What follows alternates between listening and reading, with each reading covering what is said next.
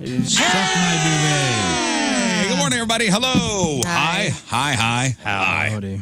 Tuesday, guys. It's Tuesday. Big Tuesday show. Big Tuesday show. BTS, Tuesday. Big Tuesday show.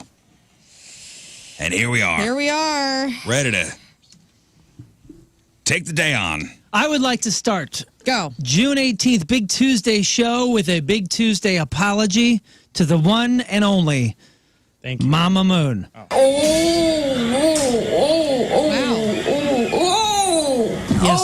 Yes, thank you, Mom. She turned 81 years old yesterday, and I did not make mention on her favorite radio show, The Rizzuto Show. Whoa. What an idiot. Your Happy mother. birthday, Mama Moon.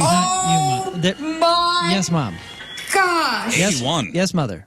I even said that yesterday. 81 years old. 81. So she was doing her walk at the Coles, right? With her earbuds in, expecting Yeah. her son to shout her out on her 81st birthday. I did call and apologize, and she said, And- That's okay. And got none. Got no shout out. I blew it. I didn't even. What did your dad do for your mother on her 81st birthday? Oh, you know what? Did they do anything? She did say that they were going to dinner with friends, which is probably Miss Sherry's or whatever other cafeteria is in South City. Like, would they go to a regular restaurant? Well, Pietro's is their favorite place, period. So maybe they went to Pietro's. Pietro's, Watson, and Hampton? Yeah, it's down off Hampton, or maybe it's on Hampton. It's not in that area. That's their spot. Dude. That's the spot. That's old school. That was their every other day spot for many years there. They go as often as they can. That's where they. Would they ever venture out to do anything else? Like by themselves? Would they get hey, I got a hankering for blah blah blah. Let's try someplace new. I don't know. I don't think so. They don't go out as much now. My brother's living there, and do they go out adventuring? Man, I don't know. I doubt it. I think I would have heard about it. Like and they got their places, and that's it. I thought your dad got into rappelling. Yeah, no, they're not. cool as They're heck. not adventuring anymore. They did a lot of adventuring. We did all the national parks, all the West, all the summer vacations because they're teachers, obviously. But yeah, Pietro's, Miss Sherry's. There's got to be other cafeterias. Remember back in the day, there were cafeterias every. Groans was the best. Man, what was the one by the old station? Beffa Brothers. Oh, I never went there. Beffel Brothers? What is that? Beffa, Beffa. Yeah, there was something with a G too. It was huge. Gosh darn, man. I went to Miss Sherry's. That's in South County, right? Yeah. Miss Sherry's, what is that? Lindbergh. It was like a cafeteria. Like you go buffet and Is it a buffet or is it you take your tray and then you go, I'll take cream corn? Yeah, that weird Take- pie Here it is. thing. It literally says Miss Sherry's Cafeteria Lindbergh. Cafeteria is yeah. in the thing. But so It has is it serve yourself? I guess so. Yeah, it must be. so. I just realized that my parents were teachers for however long, and then they went back to a school cafeteria. At work. You retired. They went for those plastic cups. I remember they're kind of like a clear golden color. Yeah, They're maybe not they're, the red ones. They're like golden at those. maybe they're only comfortable eating food off of a tray. you know what you like. Mm-hmm. And you like variety. Look at that. After Just being incarcerated for so long, I love eating off trays. I agree. look at that. It's a slopped Salisbury steak kind of thing. Salisbury, smothered and it's cheap ground beef smothered in gravy. They love it though, man. They love it. It's Right? Isn't it Salisbury steak? Isn't it ground beef? Is it basically a hamburger? No, it's like a blend. patty. Isn't it a hamburger? It's breaded, right? Oh, is it breaded? I think right. It has like crusties on it. It's No, roast it's round of soft beef. and- That's what Yeah, they it's call it. ground beef. Roast round of beef, not ground beef. Am I mixing No, things? Salisbury steak. Yeah. Oh, I don't know what the heck that is. Salisbury steak, I thought is ground beef and just gravy. I'm on top, telling you all pretty about much. it right now. That's cool. I didn't know it was actually. Yeah, it's Real ground substance. beef. It's French onion soup packets. Oh yeah. Oh man, I Sounds had delicious, Salisbury. right? Breadcrumbs to give the patty structure, egg, seasonings, flour, and sauce. Okay, so it's almost like a meatball. It's a flat ass meatball. It's a flat ass meatball with some brown gravy on top. Whatever, Sounds great. Whatever my Heck mother's yeah. doing, she's still a better athlete than most people I know that are my age. Hey, listen, they like what they like. Yeah, well, that's the thing. Like the adventure has been replaced by routine. Routine is the most important virtue in life, apparently. To them. At this age, yes. She's a teen again. It's routine. But happy birthday, Mama Moon. I'm Happy sorry. birthday. Sorry I missed it yesterday. I did call my my dad on Father's Day to wish him a Happy Father's Day. And I wanted to FaceTime, right? My dad doesn't have a phone, so I FaceTimed my mother. And when she figured out how to get it off of her hearing aids onto the speaker of the phone so I could speak to my father, he hears me. He's downstairs, my mother's upstairs, and he hears me say, hey, will you give the phone to Dad so I can wish him a Happy Father's Day? And from downstairs, I hear, it's a contrived holiday from my father. A lot of joy. Sounds like a lot of joy in that house. Well, I'm sure he said it with a smile. He's like, but seriously, where's my gift? You didn't get your dad anything. Me? You got him a phone call. That's it. Yeah. I'm sure he's fine with that.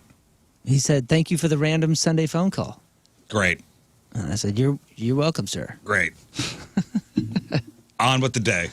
That's right. And he sat in front of the TV and watched whatever. Moving on. Yeah, he was sitting in front of the TV when I talked to him. Watched probably some Western movie. It was either a Western or probably, some documentary from the 70s about a volcano or something. I'm not sure. I remember when I used to come home when I was a teenager, and my dad would be up, and there would always be he'd be in the living room. Everybody else would be asleep. And I would just see the glow of the TV coming from the living room as I was trying to sneak in. Me too. And it was my dad always watching some action movie. It was always some action movie, whatever was on HBO or Cinemax at the time. Whatever Bruce Willis was pumping. It was either a Schwarzenegger movie or a Stallone movie, or hell, if it was a Clint Eastwood movie, I don't know. Yeah, oh no, I'm trying to sneak in and Dad's watching Over the Top again. But it was just always, Sylvester I just Stallone. always try to sneak in and to see the glow of the TV coming from the living room. Every once in a while, I'd pop a squat next to him. It was always usually towards the end of the movie. Mm-hmm. And just always watch the last couple minutes before we went to bed. Was your dad a smoker? No. He smoked a cigar. Oh. Cigar smoker. Nice. But action movie fanatic. Yeah. Most dads of the Most 80s. dads are. Yeah.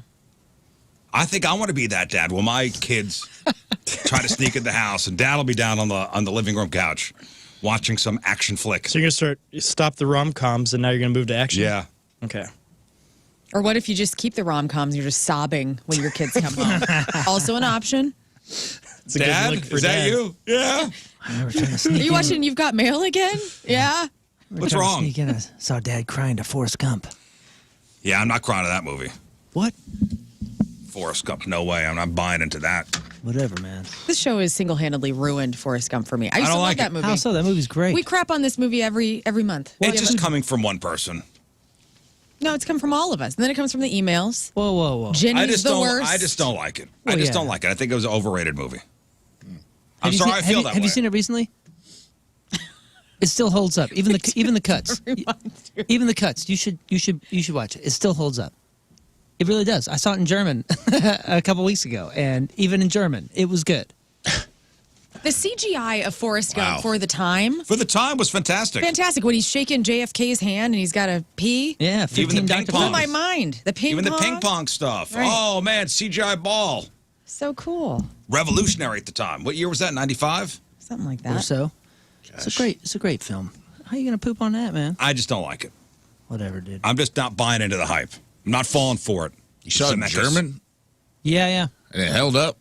Dude, I mean, I was clicking around and there was no It's English. a harsh language for saccharine. I know there was no Life unlike books of chocolate. Nine. no programming with any English, and I was like, you know what? I'll just watch Forrest Gump because I feel like I pretty much know the script. I was running. Yeah, it was kind of funny. Who directed that? Was that Robert Zemeckis? I think Yeah, so. that's a Zemeckis film, dude. Yeah, I said I'm not falling for you, Zemeckis.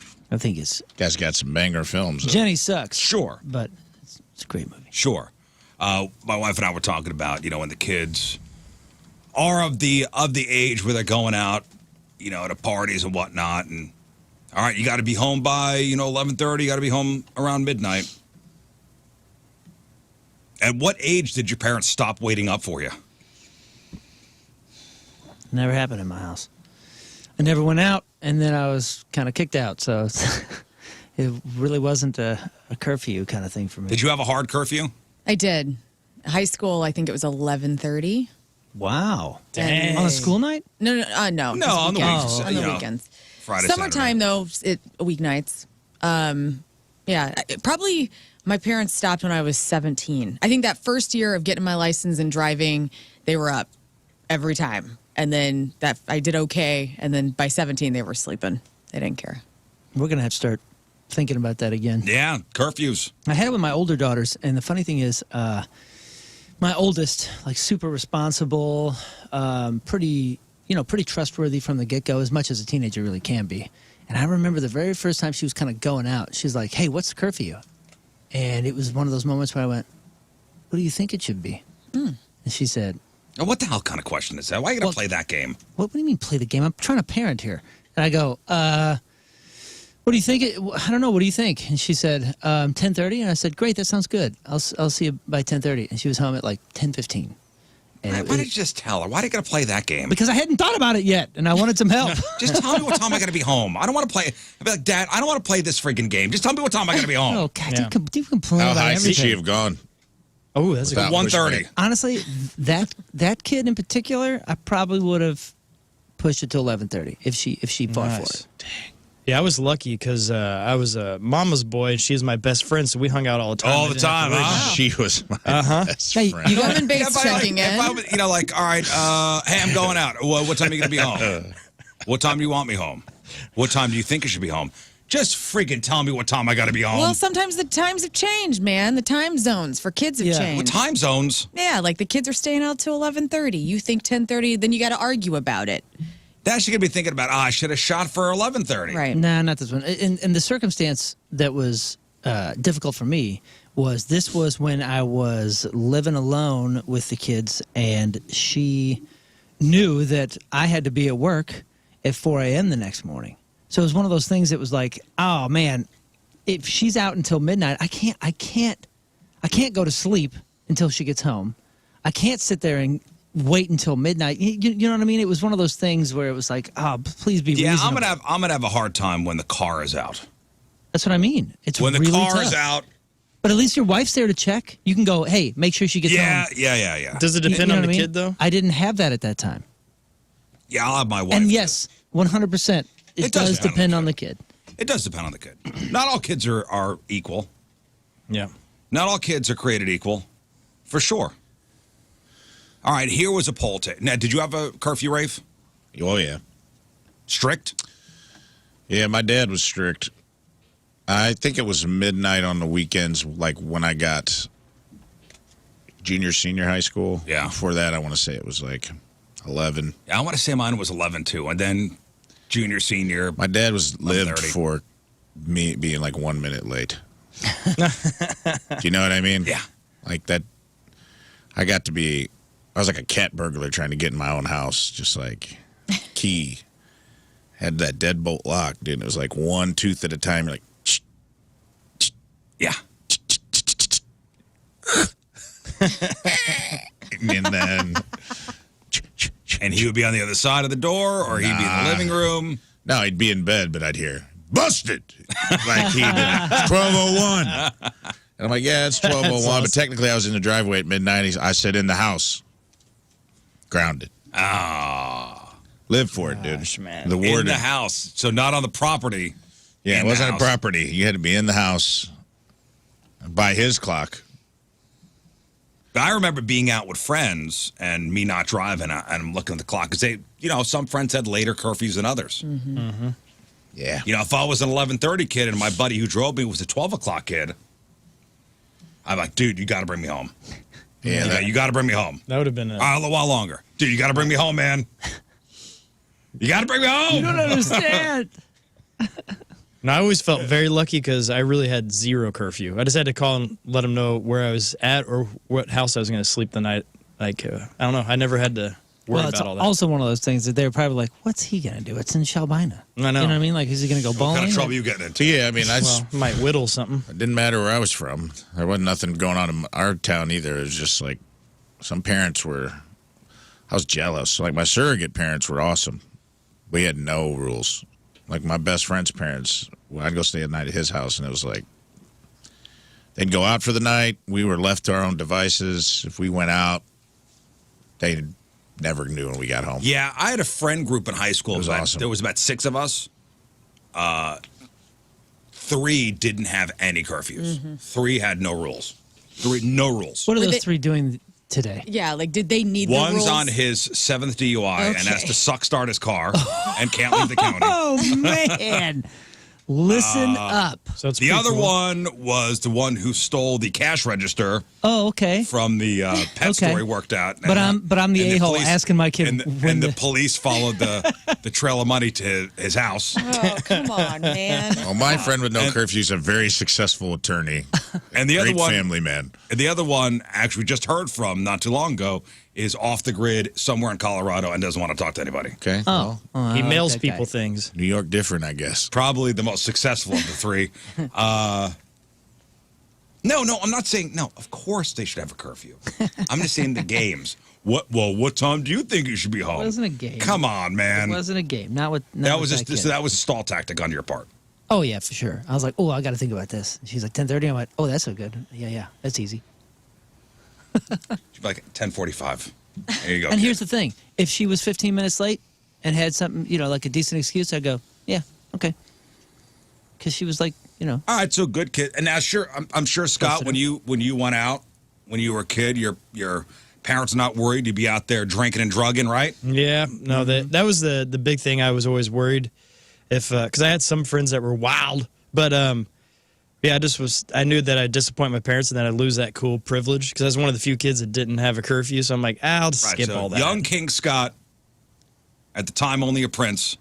His parents not worried about him out there drinking and drugging. Of course, we did have security with me. I saw a guy this weekend who used to have the best house parties. He came to my show at Copper Fire. His name's Jake. His family would always be down to have the parties. So we would have bonfires, and there'd be like, 100 kids in the basement. And I had such a great time. But I was the sober girl at like all my friends. I would drag all my girlfriends out, and they'd be drinking their Zimas. And I would be, I was always very worried about that. I mean, I drank too occasionally, but I never drove. And I would drive my girls home because I didn't want, my biggest fear was my friends getting killed in high school. Like, I just didn't. Oh, that's good. So So I had responsible. that. I had that in the back of my head at all times. Like, I was ultra responsible because I had the fear put in me. Okay. You know? Well, there was a poll just taken. 2 questions here.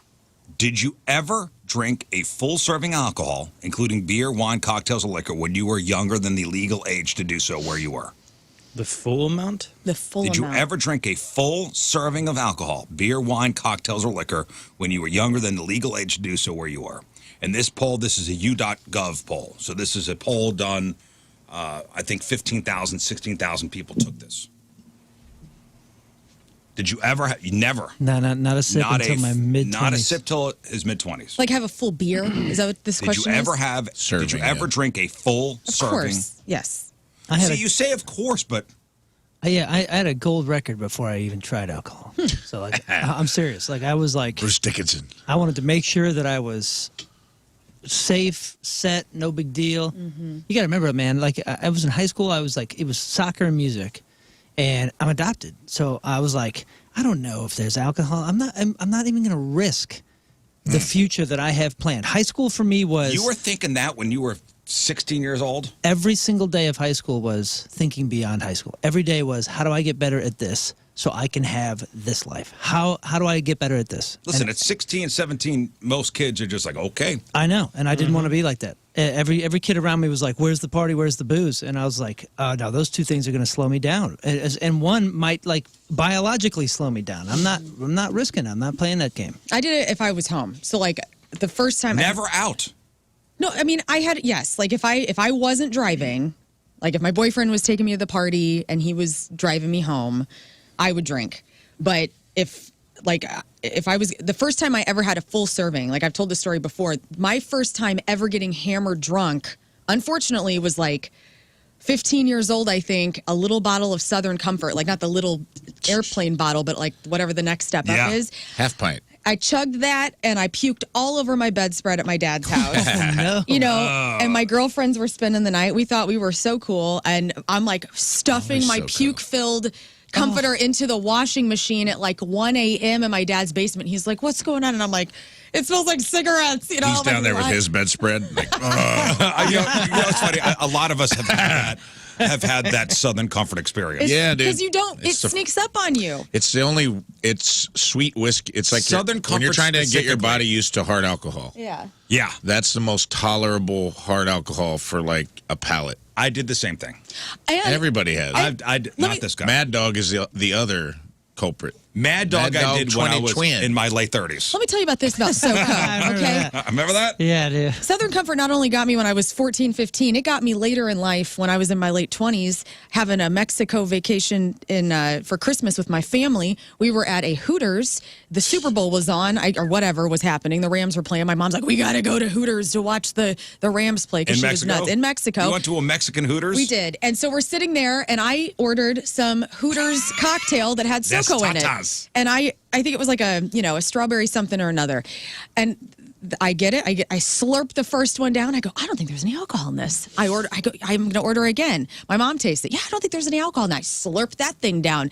The next time the guy comes by, I go, hey, can you put a double shot in this one? So now I'm rolling into my third daiquiri with a double dose of SoCo in there. I was slammed. I couldn't get me back to the condo fast enough. I was running my mouth. It was a whole thing. So SoCo got me twice in my life. Running your Never mouth again. when you're starting fights. No, I was just like You getting mouthy. bitching, and I want to be watching sports. I Yeah, wanna be Southern on the Comfort beach. is Yeah, What you're a right. mess. It's sweet whiskey. Yeah. And you know your limits. And at first it goes down, first shots, yeah. ooh, and then it starts going down smooth. And then it really doesn't taste like anything. Right. And then all of a sudden it sneaks up on you and you go, okay, Oh, right. I've gone I'm on the past, table. I've gone past the limit and I'm gonna go outside and throw up. And it's almost like syrup. And it's Dude. almost Like Yes. you're drinking It's a like a hard- light Simple maple syrup. syrup. You guys Yeah. are totally right. and when you throw up, it is a harsh throw up. I had it one time, and exact same situation, but I was Yeah. in my 20s when I had Southern Comfort for the first time. It was on the Jersey Shore at the president of Warner Brothers' house. Oh, great. They were like schmoozing us, My Chemical Romance, and Avenged Sevenfold. And we were out there on this pier, and they're like, here's Southern Comfort. And it tasted like Coke. It was like cola. Like by itself, it was like cola syrupy. And I was like, oh, this must not be that zingy. 'cause Before I it was mixes in the fountain. Yeah, I was new to this, and I was like, the only thing I had before that was like Parrot Bay, which is just sugar. That's the other introductory Yeah, liquor. so I thought like, oh wow, this is great. And by the time we got to the basement, and the guitar player for Avenged Sevenfold, who's a shredder, wanted to jam. We start jamming. I couldn't play guitar, so I just sat there and watched him and his dad play. And I was like, Bunch of idiots. I can't move. Yeah, this stuff is making for the me feel- underagers, the Southern Comfort is like Don't do it, baby. Drank it. My boy Mike Ramsey had a full fifth. I remember I could see it in my head. We were sitting in the dugout of the Little League field at night.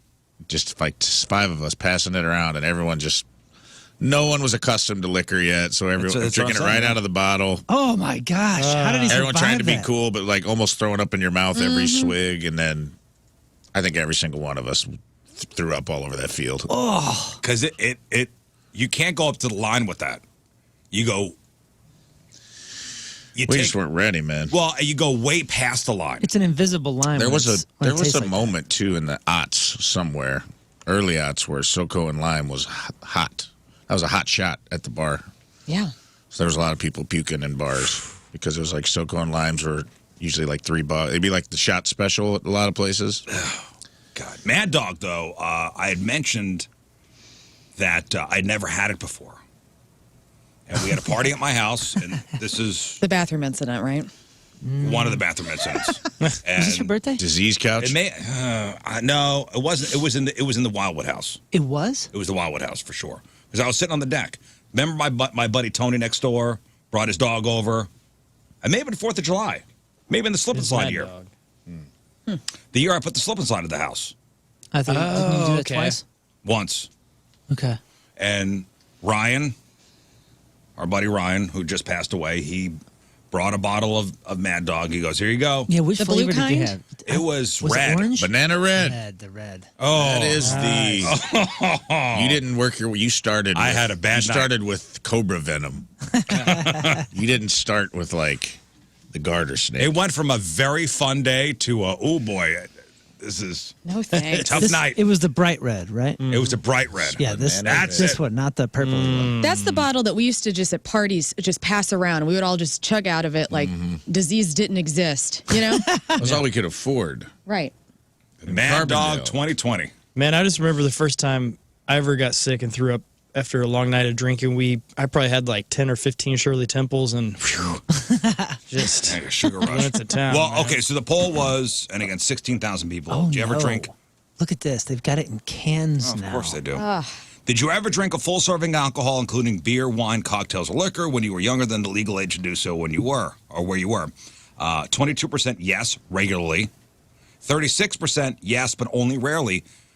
37% said no. 37% said no. And the majority, yes, at least one drink. Yeah. But no's, 37%. Now, have you ever used the following to gain access to alcohol when you were younger than the legal age to do so where you were? Okay. Somebody else's ID, Yes.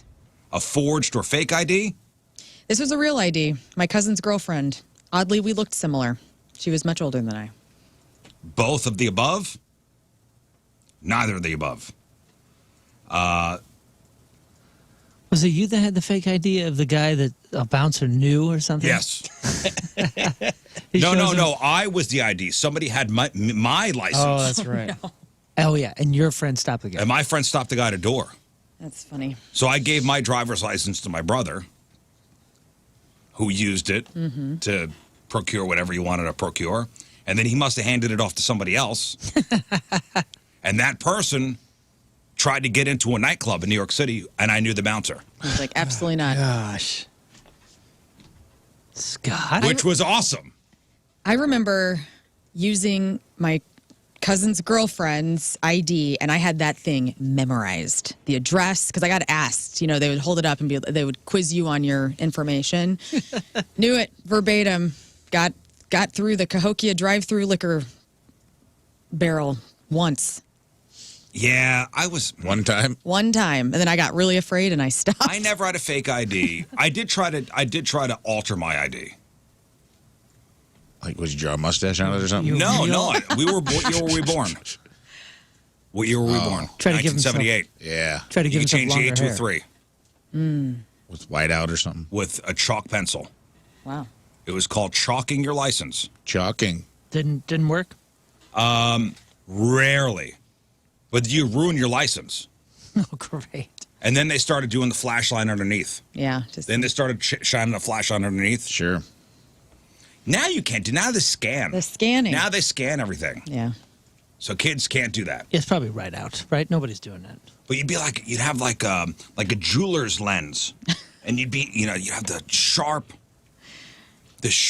white chalk pencil, and you Yeah. try to change the 8 to a 3. You look like you're painting miniature figurines in your room, you know, like the lights are out, the spotlight's on with the little magnifying glass with the little paintbrush. And I was a young-looking 16, Yeah. like a baby-faced, not a hair on my face 16. There was no way I was passing for 21.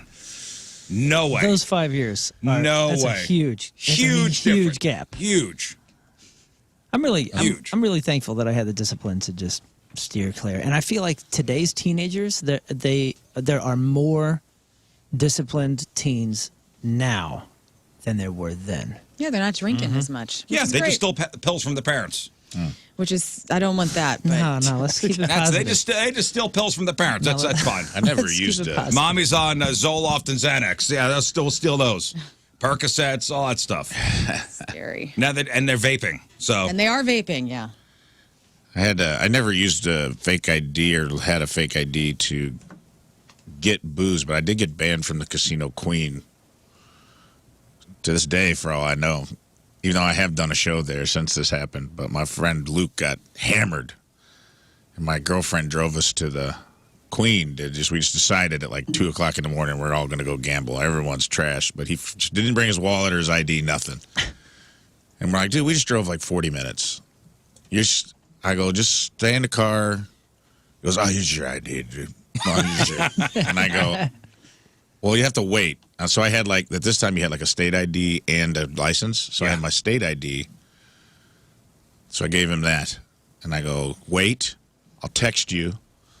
So I go through, and there's like all these guards like checking IDs, and there's just like one old black dude on the right who's like is not taking. I go to him, I get through, I text him, I go, hey, if you come in, do not go to the old black guy on the right. He's all the way over to the right. Any other. I'm sitting at the blackjack table like 20 minutes later, and I just hear my name over the intercom. Please come to the security desk. And I'm like, man, that can't be good. And then this dude, this like Barney Fife casino guard, like took us up to the third floor of the Queen, where there's no pomp and circuit. It's just like gray walls. And he's like, you're in big trouble, bud. I go, I am? Okay, man. For what? And he goes, fraud. And I go, oh, yeah? What did I do? And he goes, your buddy used your ID. And I go, I'll ask you again, what did I do? Yeah, that seems to be my buddy's problem. Seems to be Luke's problem, less than a Rafe problem. And he's like, oh, smart alecky, huh? And it's like he had no weapons, just like keys on him. You were in the back room. You were back dude, room. he took me up like I was getting interrogated. At the casino, Queen. Yeah, the And he weapon of printed, and he authority. goes, check this out, pal. And he printed my... He like on an Epson printer, we had to wait. He goes, oh, you just wait. It was like, he goes, you just wait. So I could hear the printer like slowly printing. Was it the got the little- printer with the holes Yeah. on the Yeah, side? dude, it was. It literally was. What is it? The dot? And it finally Dot- like dot matrix? It felt like a scene from a movie where like he was like looking at me like, and I could tell he was getting impatient because like he was big aha moment was coming, but it was printing really slow. Any day now. Then That's he's like, ridiculous. just wait, Mr. Smart, just wait, smart pants, you just wait. You're in big trouble. And I was like, okay, man, I guess I believe you. I'm like, but it was funny that they took you up to this like security floor. You could He didn't see have all a the big stamp cameras. that said banned. He took it was my picture, and he goes, guess where this is going? And there was like a wall that said banned. The And shame he just wall. and he had to take Scotch tape and like roll it to stick it on the wall. And he goes, you're on the banned wall. And I You were go, no longer welcome at the Queen. I go, cool. Well, there's a casino on the other side of the river. I'll just go there. And he's just like, Fine. get out of here. Yeah. It was just funny. Like he was really into it, man, like kicking me out. And what we did was wrong, I Yeah, guess. there were places in New York City where you could go and get fake IDs. They never worked, though. They were so obviously fake. Bro, we did. Did you guys? This isn't good. I'm not advocating for it. We had the older brother method, or we went garage fridge cruising. Did you guys ever do that? No. No. Like breaking into people's garages? I wouldn't say breaking in as much as strolling in if the door was open. Yeah, somebody did that at my house. Oh, I don't know, probably Wasn't a good. 15-something years ago. Oh, walked into your garage and opened the fridge? Opened the garage, came in, and the fridge was empty. And I was like, oh, I know exactly who this is. Kid? We had, Oh, yeah, teenager. oh, yeah. Oh, you know that because Across the every street. garage fridge is the fridge It's with the beer fridge, dude. I knew. I had a Every buddy. I know who did it. He had no fear. It was like his mom was Pentecostal. They had like 12 brothers. They were all wild as could be. And they would those boys would go out and they'd find it. They'd bring more beer back to the party. They knew like people's garages whose dads drank. Yeah. They're like, oh, Lyle doesn't lock his garage. That door will be open. Or sometimes where we live, people leave their garage door open. The rare exception, and I'm sure Moon's parents, maybe Moon's house, but even if there are non-drinkers in the house, there is beer in the garage fridge for company. If there's going to be, If there's going to be beer in the house, it's going to be in the and if there's going to be a surplus, like a party amount of alcohol, it's going to be in the garage fridge. You guys have a garage fridge? No. No, I never had a garage fridge. My grandma did, I guess, but that was full of Snickers ice cream bars. So Oh, our garage fridge is Also full good to hit. full of beers. Careful. The Wildwood Bandits will get. Go ahead, take You know, it. what? I only got Take robbed. it. Come and take it. Come and take You it. guys will love this. I only got robbed once. I had 2 garage doors, and I knew which one that they had opened because, like, if you forced it enough, you could open it fairly easily from the outside. I don't live there anymore, but only got robbed once that way because my security system at the time was a piece of paper that I taped on the bottom of that garage door, which was never opened, and it just said, "I'm watching you." So if they ever open it again, the paper just flaps down. Man, Leftfoot says, That's I'm awesome. watching you. It's not cheaper than ADP. yeah, And that was it. I left it. that's good deterrent. I put that up there the next day, and I was like, even if they rob me, at least they're going to be Did freaked I out. give you my ADT sign? Oh, yeah. I gave you think, my ADT I think that sign. might have been Right. shortly after that. Yeah. I got a security system in my house, and I gave him one of the He gave signs. me the sign, and I put it up. Your security system was Dunder Mifflin. Yeah, I had a sign and I'm watching you piece of paper I gave you my sign. after I got my booze robbed. Hey, here's a scenario, and we are all we're all pet owners. See what you do in this situation. So, a woman is being slammed online for refusing to return a missing dog because she, quote, loves her too much to give her back. Oh, no. It's your world, man. So, and here's the situation, and I give you the details, and Okay. this is one hell of a tale. Hey. So she explained how she found the dog wandering outside her house. So she took the animal originally to animal control to see whether the dog was reported missing. But the dog didn't have a microchip. Okay. She was underweight. She had dirty fur. Animal control couldn't find a microchip, so animal control said, yeah, you could hold on to her for a week. They would list the dog on their website, and if nobody claimed her, this woman who found her could adopt her. So that's exactly what happened. Okay. Again, the dog was underweight. It was dirty. The woman writes, my dog now has shiny fur. She's very healthy. She is polite, walks well on a leash. She does a lot of tricks. She says, I have depression and anxiety, and she's my support animal. She's honestly the light of my life. Oh. Laying it on a bit thick, huh? Uh-huh. After spending more than half a year, 7 months, bonding with the new pet, she decided to join a Facebook group for I guess it was some kind of unusual purebred dog to show her off. So she posted a picture of the dog in the group. A woman tagged her a couple hours later and messaged her saying, hey, this is my dog. She says her dog, she was thankful, she found her, and she wants to arrange to come get her. She offered to pay her for taking good care of her. 7 months later. 7 months later. Now, originally the woman's like, I think this is just, somebody trying to scam me. Since she lived across the country, but when I looked into it, I found that this woman had an Instagram page with a lot of the dog's pictures on her. On the Instagram page. I guess the dog has very unique markings, so it was unmistakably the same dog as the one of the pictures. Apparently, it's like a champion dog with a couple fancy titles. Ooh. The dog was well cared for, well trained, well loved. Here's what happened. The owner said her house caught on fire last year. She lost everything, including the dog who ran away in fear. Oh, this is a hard one. This is hard. No, this is easy. Yeah, it's very easy. The dog ran away after the house fire, which we've all heard of that happening. Sure. House catches fire. Yeah. What a great story. The dog lived The dog lived and The ran dog away. lived, and has the owner found it. Yeah, that's something that happened. So, while sympathizing with the owner, the woman said, I'm not returning the dog because we've now bonded over the past 7 months. Yeah. She's my support animal, so I'm not even sure I could live without her. She says, I'll send you pictures regularly, Oh, that's cool. That's not going to help. but she says it turned nasty then. Oh, Got a yeah. ton of hateful messages from people I don't even know. I had panic attacks whenever I got notifications because her friends acted like it's my fault. I didn't choose for this special dog to change my life so much anymore than she chose for my dog to get lost. Rotten. You've chosen to not return the animal. I ultimately blocked her because she wouldn't leave me alone.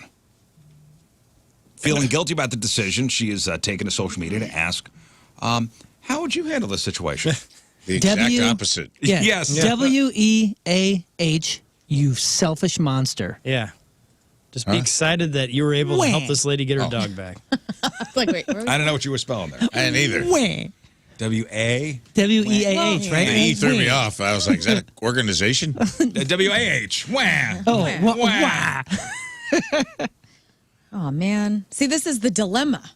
There's no dilemma here. No dilemma. No dilemma. But see, I found both of my cats in the wild.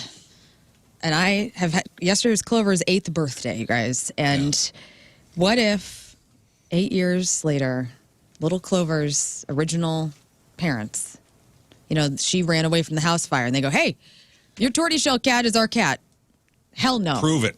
You're not taking this cat. Well, obviously, this woman From had me. proof that it was her dog. I know. Also, the 8 pictures- years and 7 months are wildly different time Yeah. frames. Yeah. Sure. Enormous. So what if Clover ran off? What if something happened? Yeah. Like, you took them outside, months lightning later. struck, and both the cats attacked you maliciously, and somehow in the middle of One this bolted. hypothetical scenario, And then 7 months later. lightning strikes, So- Clover Oh, runs man. away 7 months later, Yeah, you're I'd on a want her Facebook. back. Of course you'd She want her says back. since And you she deserve was, her back because legally it's your property. since she was listed with the shelter for the hold period and no microchip was found, I've adopted her and she's mine. I am legally in the right, but am I morally wrong? Legally in the right. I don't think so. I don't think you're legally right, too. Why, if this dog was so pedigreed and yours for so long, was it not responsibly microchipped and insured and all this crap? Maybe there's a reason. Like maybe there's something Cut with the show dog in dogs half. or something. Who knows? Yep, I was going to Yes. say that too. Fall in Could love. be rural. The old owners cut need the to fall dog in in half, love. yes. See who. The old which- cut the dog in half solution. Cut the dog in half, but definitely this selfish monster only gets the ass.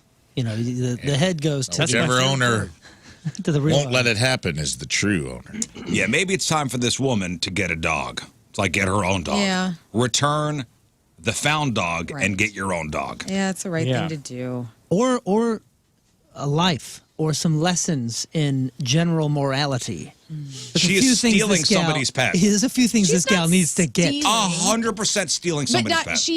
she didn't mean to. She did the right thing. She waited the week. She went through the proper Replace protocol. dog with car. Just go get another dog, I guess. Replace dog with car. Yeah. Is the dog a male or female? Do you know? Her. So spayed or neutered, I wondered.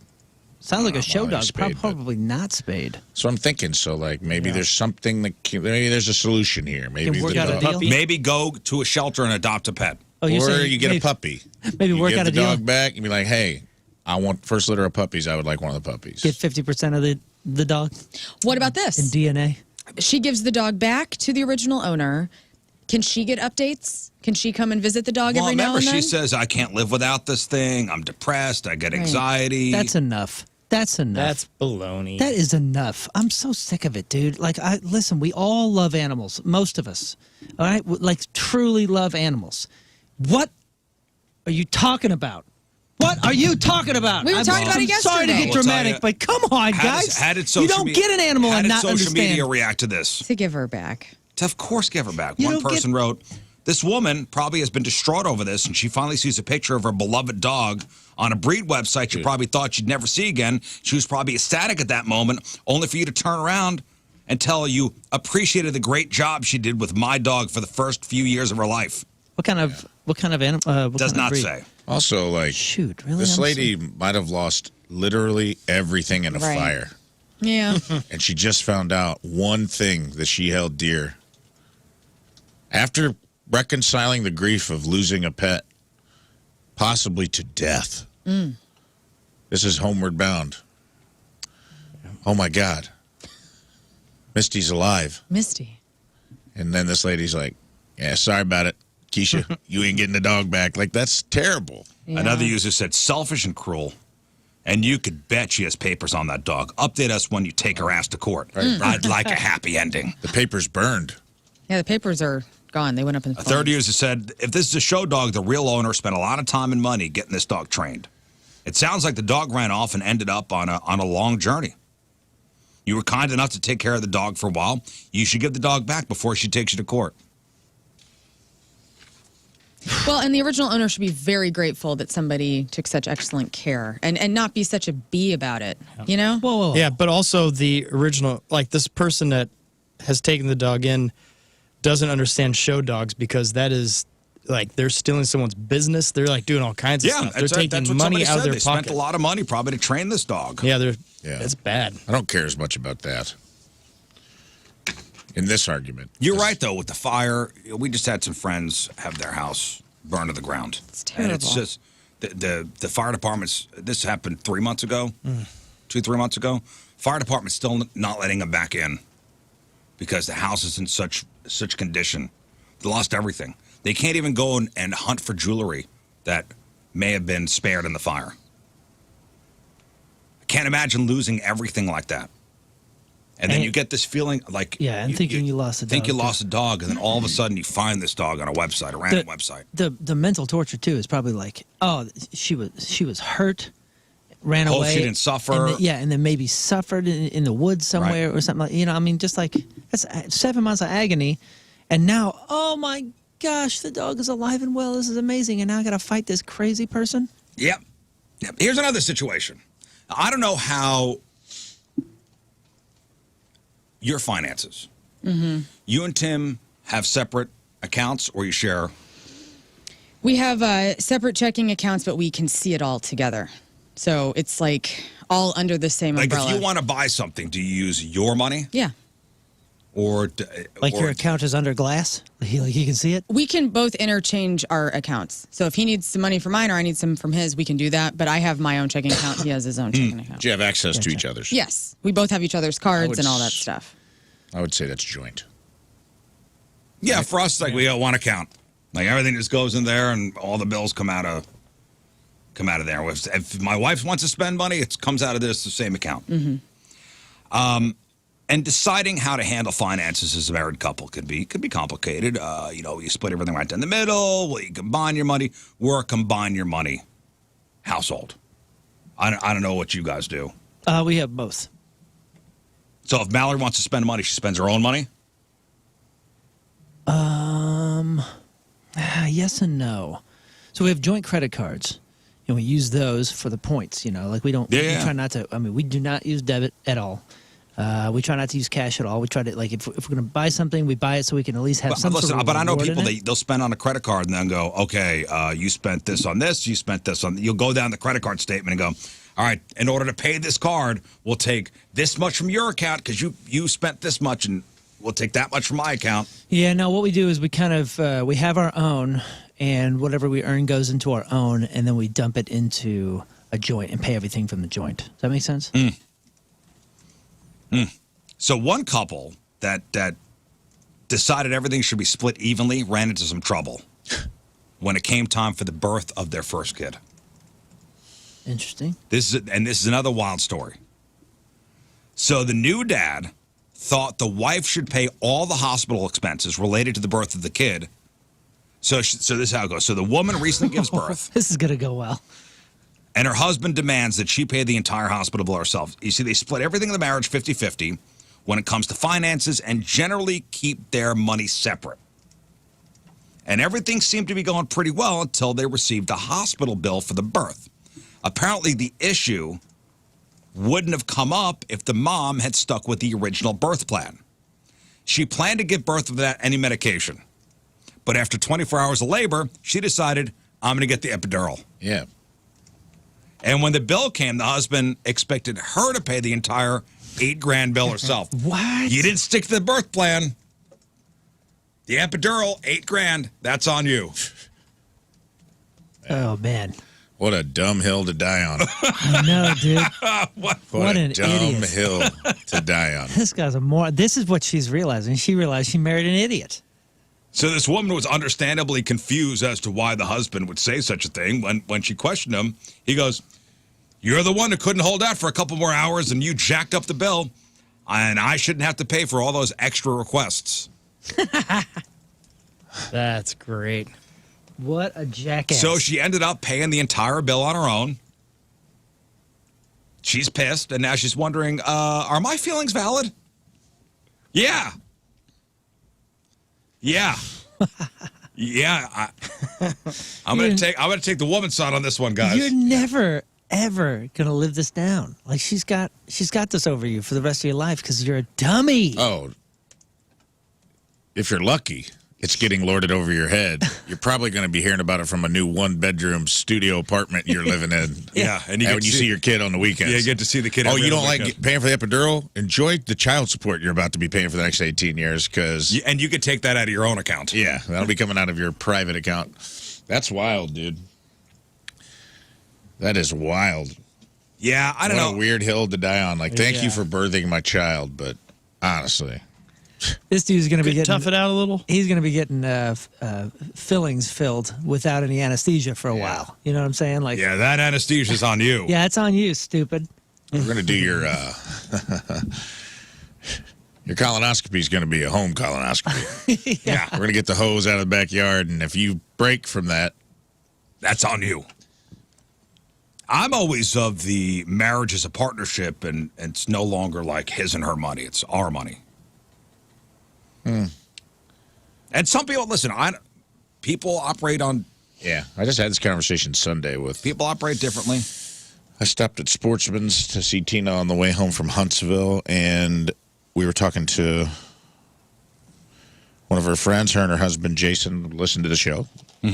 Shout out to Jason. Shout out to all of them. They're good people. And she's like, we have separate bank accounts, always have. Been married for 20 some odd years.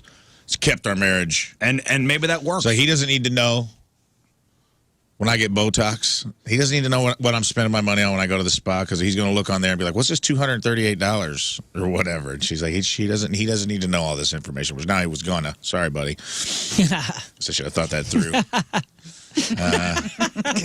Well, I changed the names to protect the innocent. But, and that's what, Tina made that statement. She's like, oh, yeah, he would kill me. If Rafe saw how much money I wasted, he'd kill me. And I'm like, I see it. It comes in package form on the front porch. You're not fooling me, but it's your money. You do what you want with it. Yeah. I'm like, I see it every day when I'm like, what? There's 13 packages on our front porch. I like the check and balance system of it. Because I know that I'm human. I can get into something and be like, "Ooh, I want to do this," and if she's like, "Whoa, you for Slow real? your roll, buddy. You for real? You made a big deal about Hulu the other day, and now you're gonna do this?" I know. I need that. I've known some life. couples that have had separate, and it did not work out. Separating the money and splitting the bills only leads to more money and relationship problems down the road. Yeah, we have.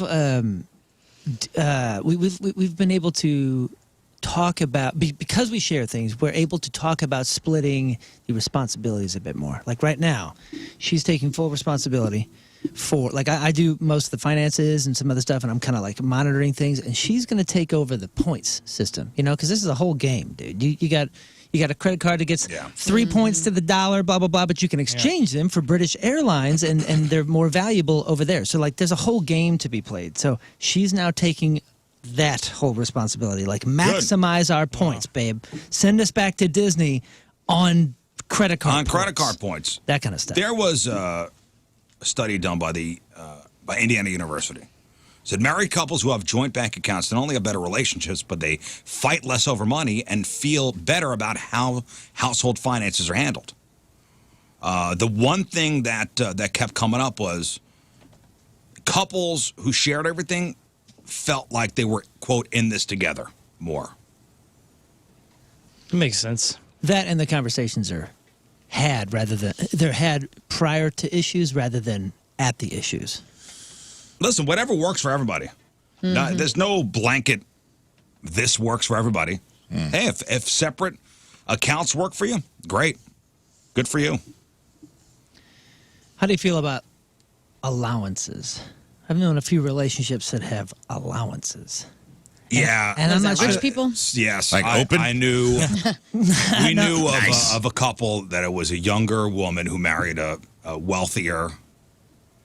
Oh, dude, this is wild. Okay, let's get into this. This is not the situation I was talking about. Hey, Ledoux. Let me grab my tea. Yeah, spill that tea, Riz. Older business guy, like heavy into real estate. Married a younger woman, young, hot woman. Vixen. And she basically had a contract that said, you need to maintain this weight. Oh. And you get an allowance. That's it? 125. Yep. Have a good bicep. Here's $1,200 a week. And for every pound over, you lose and a grand. For every X amount of weight over, the money's taken away. No way, I was kidding. I wish someone would do that to me. Wow. And he would pay for the tennis lessons, Lie to me. anything to keep her fit. Wow. And she had a big old rock on her finger. How do you feel about that? Everybody? Very cool. Let's take the temperature of the I don't room. care. If that works for you, if you're okay with that. Well, I mean, what's wrong? I find that objectively abhorrent, but I guess if neither of the parties have a problem with They it, they're seem two very grown happy. adults, then I guess do you. She wasn't like a slave. She could leave, at any time. Just couldn't eat. But she got what she wanted. She drove a nice car. She's eating one vanilla wafer a week. She drove a nice car. She got whatever she wanted. Sure. She's a professional athlete. Except dessert. Come on. But let's just put it this way. She's a professional athlete. She signed a contract. I was picturing like a UFC weigh-in every week. Yeah. She's like in there. She gets on the scale in like her guy's underwear and like flexes for him. And she's like, oh, you made weight at 124? Yeah, exactly. Here's 10 grand. The arena is the bedroom, but she's a professional athlete. She Yeah. signed a contract to stay fit and be paid for There's it. a purse. That's it. Yeah, it's crazy. Yeah, listen, this woman had designer stuff. I don't know what went on at home. I didn't know about the home life. So let's just assume it was PG Keen. Perfect. Then what's wrong with it? I never said anything. No, I'm just saying. I'm taking this all in. I'm blanket statement. What's wrong with it? If you're okay with that, if these two parties, they're okay with that relationship. I bet you this happens more than we've imagined. And this was somebody in my wife's orbit, and she was, I remember seeing the couple out before. I go, what's the deal with that? And they go, here's the deal, word for word. It's an actual deal. No, as my wife told me, like, oh, you don't know. I go, no, how am I supposed to know? I'm like, all I see is an older guy who has clearly outkicked his coverage with this very young woman. What's the deal?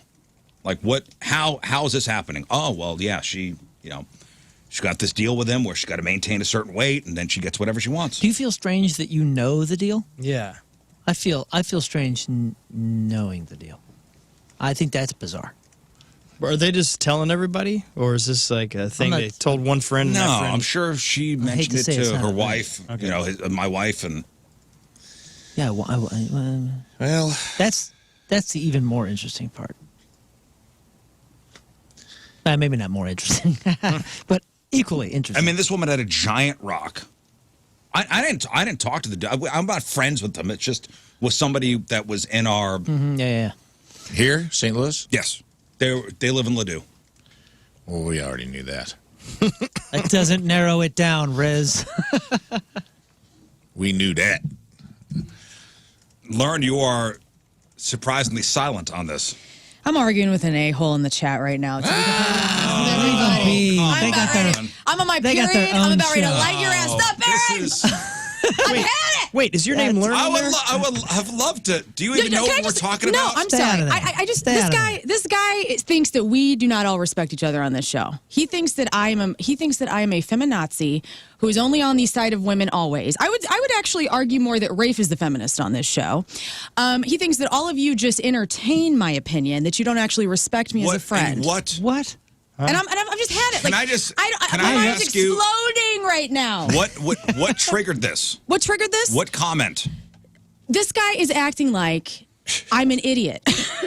that my opinion On what specifically? on the freaking dog issue, dude. He's like, and then yesterday's female bass WNBA argument, where I'm just saying, like, literally as an anti-sports fan, I've had this conversation with every man in my life who watches professional sports.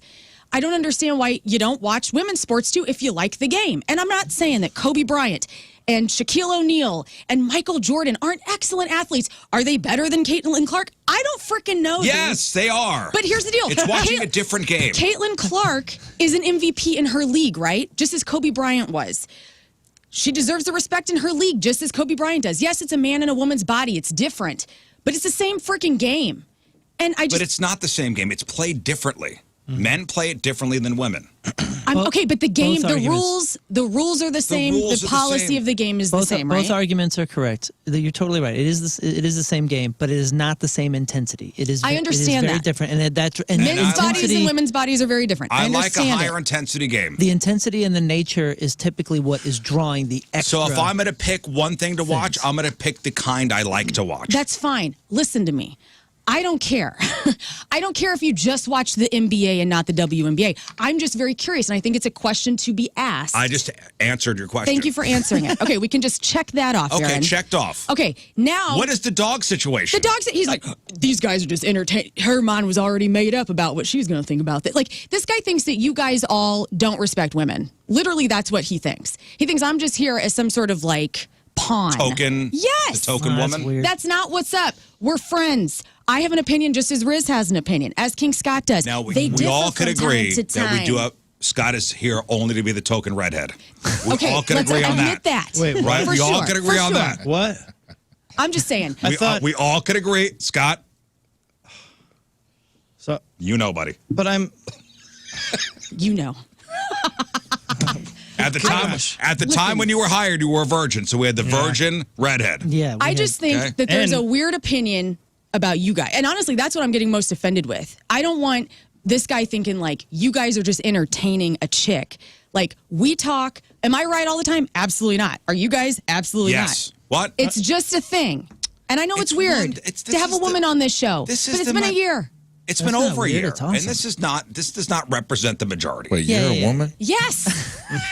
that changes. Oh my everything. God! Why didn't somebody tell me? We just had a whole conversation about something I would have liked your feminazi opinion on. I know. I'm out of the chat. And I'm closing it down. Yeah, this was a conversation. This was a for you. conversation. I'm We're the tagging first. I in. was waiting for you to. I was waiting for you. I know. to I'm sorry. jump I'm in. sorry. Well- I'm just. Listen, Hey. He got if me. He If got this me. makes you feel any better, most of us don't care what any of these people think about us. Hey. It's totally fine. We are on a talk show format where we talk off the cuff, off the top of our mind for 4 hours a day, and we don't stay on one subject for very long, so we never really get to articulate anything. We're going to be misunderstood, and that's what we signed up for. No, I know. I'm totally sorry, fine. but Best. I'm gonna have to totally put you fine on being timeout hated. from the chat. I'm out. I just closed it down. I just closed it. You are 2 days not in the chat. 2-day ban. Thank you. You are a 2-day ban. I'm in, and I Okay. will destroy all of you. So careful. It is my superpower. I'm that I sorry don't to care say, what but people think it's about come me. down to Come down to this. it's come down to you can't handle it right now. I can't handle it right now. You're being too. You're being too emotional. Oh, he hates women. All right. Did you hear the situation that he discussed? No, man. I'm so. Oh, it's I was all gold. up in It's- Aaron's head. I wanted to get up in his head, and I wanted to vacuum Come on. his brain out. Suction boy. It's gold, Jerry. It does Anyway. suck. I get what you're saying. It sucks because like we're all very good friends in real life, and that's not allowed in some people's. It's not. Like, I love everybody on this show. You do. We went through the pressure cooker of joining a show together Right. at the same time. You quickly become one of my best friends in my life, and Same. God forbid, in some people's eyes, that you would be friends with someone and not.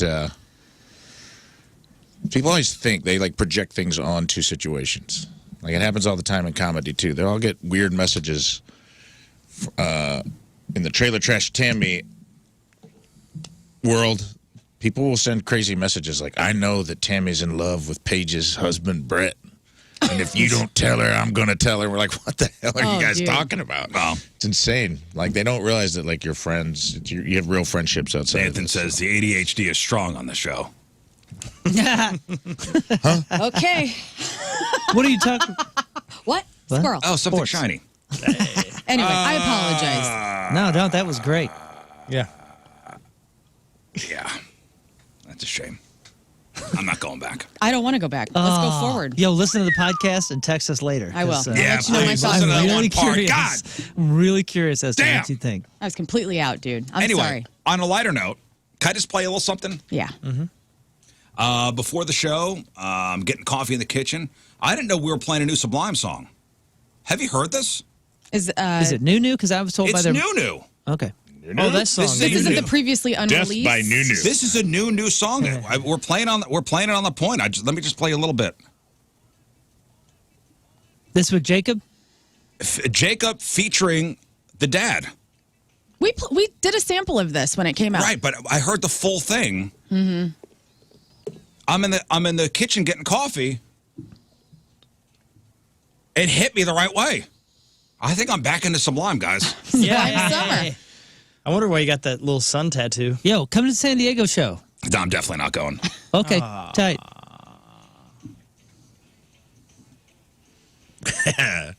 This hit me Dude, I'm taking a gummy right now. as I'm pressing the tall coffee black on the coffee machine.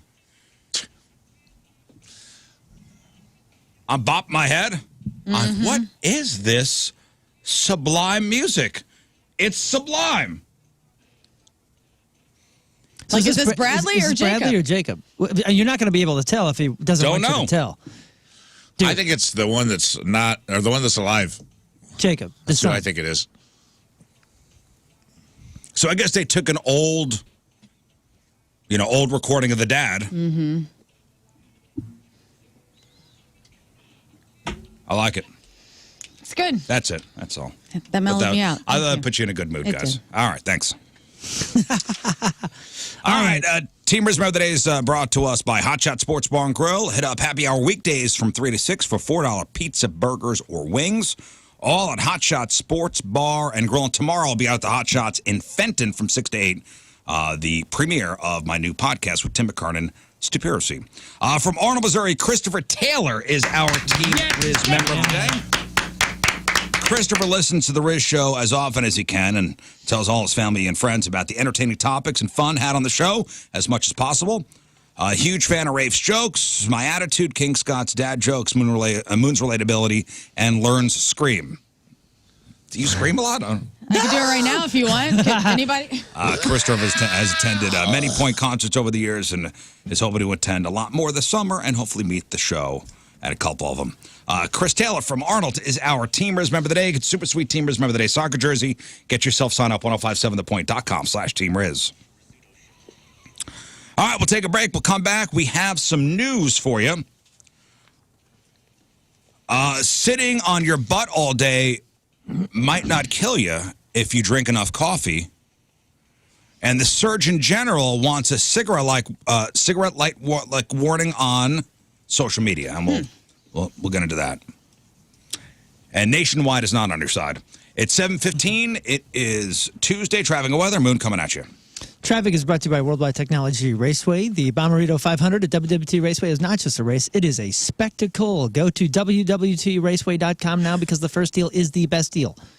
Delays, 270 eastbound between 44 and Manchester. We also have delays, 270 eastbound between 44 and Big Bend. We also have delays because of a left lane block due to a crash 44 eastbound after Osage Street. Your point forecast, hot and humid, 20% chance of storms later in the day, high in 94. Right now it's 74 at the Point Studio. So apparently the new Sublime song, it's somebody from a group called Stick Figure singing. Scott from Stick Figure featuring Bradley Knoll. So featuring an old recording of Bradley. Oh, so Jacob's not even on Not the new, not the son. Yo, see them with Jacob though, because it is cool. I've seen, or at least It sounds good. watch YouTube videos. Excellent. All right, we'll take a break. We'll come back. We got news.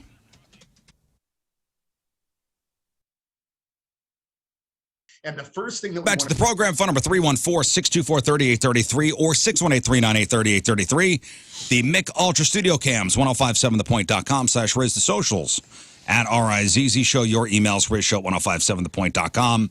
Anybody out and about yesterday? Man, it was crazy swampy. It was super hot. Super hot yesterday. I had the top off the car, and I was like, mistake. Yep. I did some barbecuing. Oh, you did? Nice and warm. But I got to be a Hooshe. It was good. No, like no shirt, no shoes. It was nice. That's right. Tell you what though, man, as soon as the sun goes down, it's kind of awesome. Because It really felt great. it's hot, it's summery, but you can get a walk in there and feel pretty good about it. And there was still a breeze. Yeah, When exactly. that sun was up, though, and out. The breeze man. helps. Yesterday, I guess the Muny kicked off their... Ooh, boy. With the Muny in Forest Park? The Muny in Forest Park. Yes, that one. Okay. because they're getting seated at sunny time. Yes. Yeah. Oh, man. And they got those fans out there, but they don't really do It just pushes enough. hot air around. Yeah. Almost makes you more angry. Because it's blowing like it's moving hot air across you. But by intermission, you're like, oh, now I think now I'm getting comfortable. They said by 7 o'clock in the park, it actually cooled off pretty nicely. However, I mean, the couple hours before, it was roasty toasty in the 90s. That's all right, man. We signed up for this. This is what you get when you live here. Yeah, listen, I'm happy to stay inside in the AC. Take some water and do your thing, man. This is St. Louis. What are we surprised? No, but yesterday, okay, so the Muny season kicked off, and they're doing Les Miserables, Oh, or sweet. Les Miserables, as I like to call it. That's a long one. Not as a long one, but the actors have to wear like big, Cloaks and big- whatnot. Big old Frenchy things. So, oh man, with a long one like that, do they start it a little earlier, or is it just? I don't late? know. I've never been to the Muny. They said they were giving actors ice packs and constant water backstage. Spinning fans back there trying to keep them cool, but listen, it's just blowing hot air around. 3 hours. Woo, boy. Oh, gone. Anybody been to the Muny? Oh, yeah. Oh, yeah. The Muny They have at free Forest seats. Park. I went, and I'm good. I don't need to go back. What'd you see? I think my in-laws took me, and it was, what's the one with the two? West Side Story? West Gonna Side be a Story. fight. Yeah. With the snapping. The Jets It's and okay. the Jets and the who? The Sharks. Sharks? I don't like Sharks and the Jets. live performances like that. I'm not into musicals, and the only plays I ever liked were like going to my sister's when she was in middle school, and that's about it. I think I really love it. Have you seen Phantom? No. Yo. I think you should see- I think you Phantom should- at the Opera? Phantom is dope. I think you should see Phantom live. Is it as good as Does Rent? he take off the mask and you see his like weird face afterwards, or like how's it end? I think you should see Phantom live. Okay. I really do. Don't see the movie or any movie. I saw Phantom adaptation. on Broadway. We went for a school trip. Do you Didn't ever- appreciate it. Oh, Who else saw Les Miserables? Like What's as that a about? school trip. It's French. Les Mis? Yeah. What's Les Mis about? Incredible story.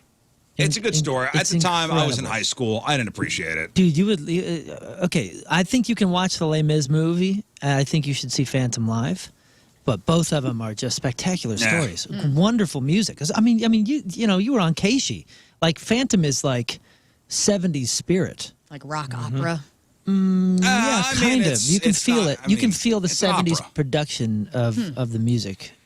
If I remember correctly, it was all right. I mean, again, I was an angsty teenager being dragged to Broadway to watch this play Right, against yeah, my yeah. will, and I didn't appreciate it. Yep. Last time I was at the Muny was a million years ago, and Video Joey and I were there, and he ran into some buddies of his, and they had a Frisbee, so we ended up just playing Frisbee, and years later, I'd find out my wife was part of that crew. We didn't even What? know No each other. way. That's Yeah. so cool. It's pretty wild. Your future wife was on stage. You had no idea. Well, she was playing Frisbee with us.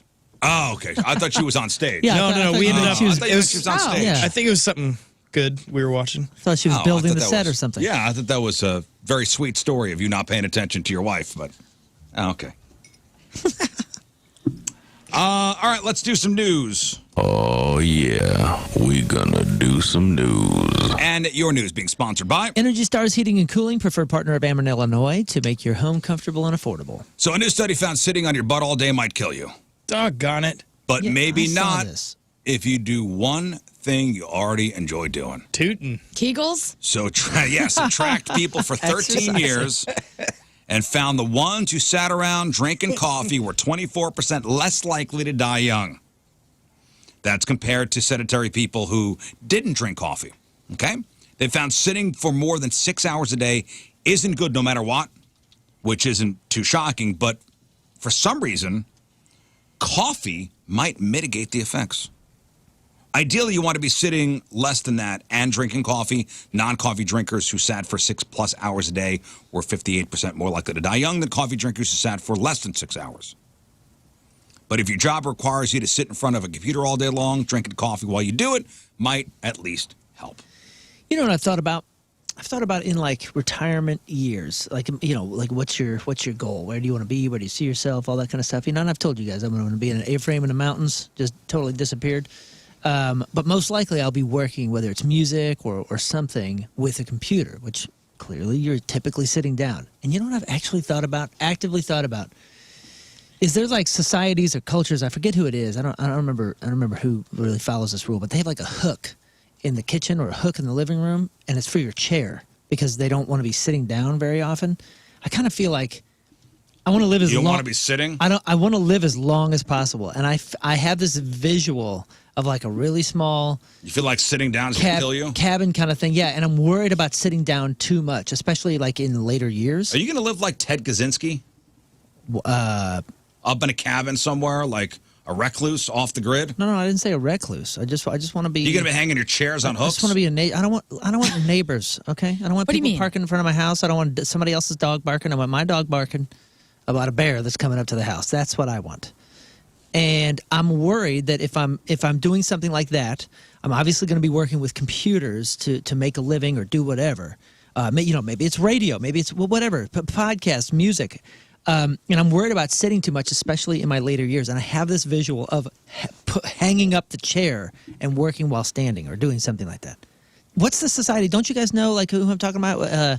Somebody believes Swedes sound like a bunch of standing idiots. desk. You've never heard about that? They have like hooks and they hang their chairs up because they don't want to be sitting too much during the day. It's like maybe a religious thing or something.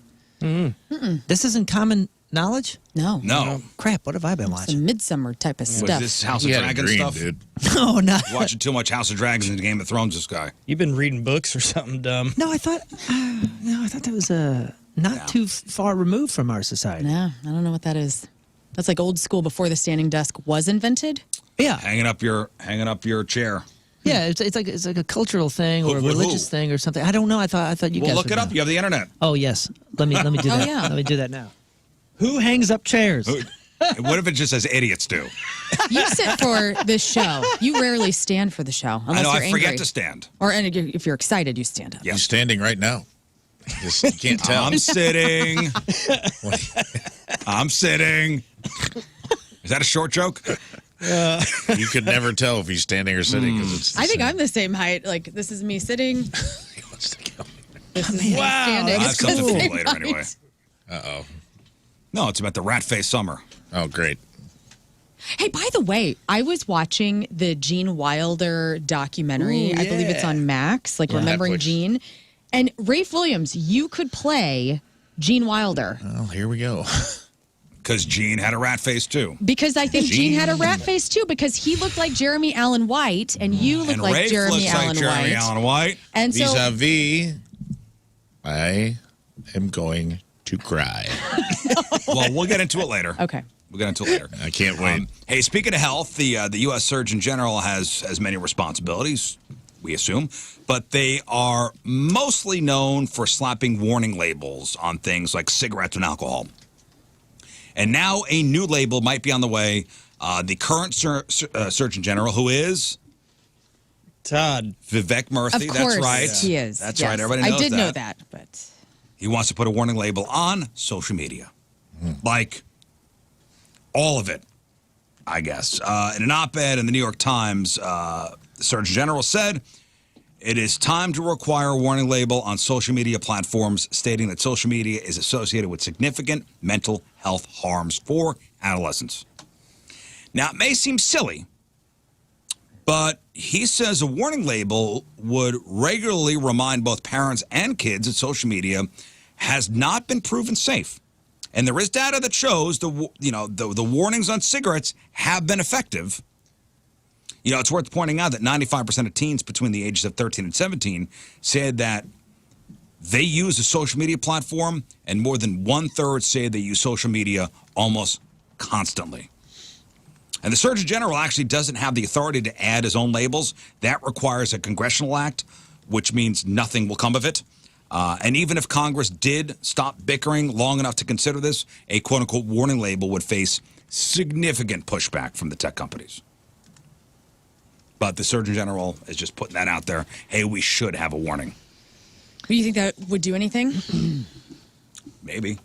Yeah, it said it's worked on cigarettes. Yeah. Let's work with cigarettes. We don't do the Canadian way of warning labels, though, because they actually show like what Oh, yeah. happens to They'll the show a lungs and a diseased lung. pregnancy and all that. Yeah. Yeah, they show diseased lungs and dead babies Yeah. on their cigarette packs. They do. Yeah, A lot of it's countries do. Gnarly. A lot of those duty-free airport, when we would travel internationally, pretty gnarly. Yeah, when we went to Canada that one time, we've been to Canada a couple times, but one time we went and just bought cheap cigarettes up there, cartons.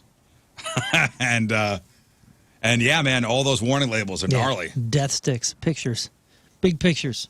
Do you have the answer? Yeah, so I can't find anything about the people. Maybe you just made it up. But Had a I mean, dream. yeah, maybe this is just like some weird dream. Maybe It's just a new made it thing up. you can start right now. I'm in a Just simulation. start hanging your chairs on hooks. That's my own glitch. But I did find a lot of articles, and one says, like, there's no mention of chairs in the Bible, so 30,000 lines of Homer.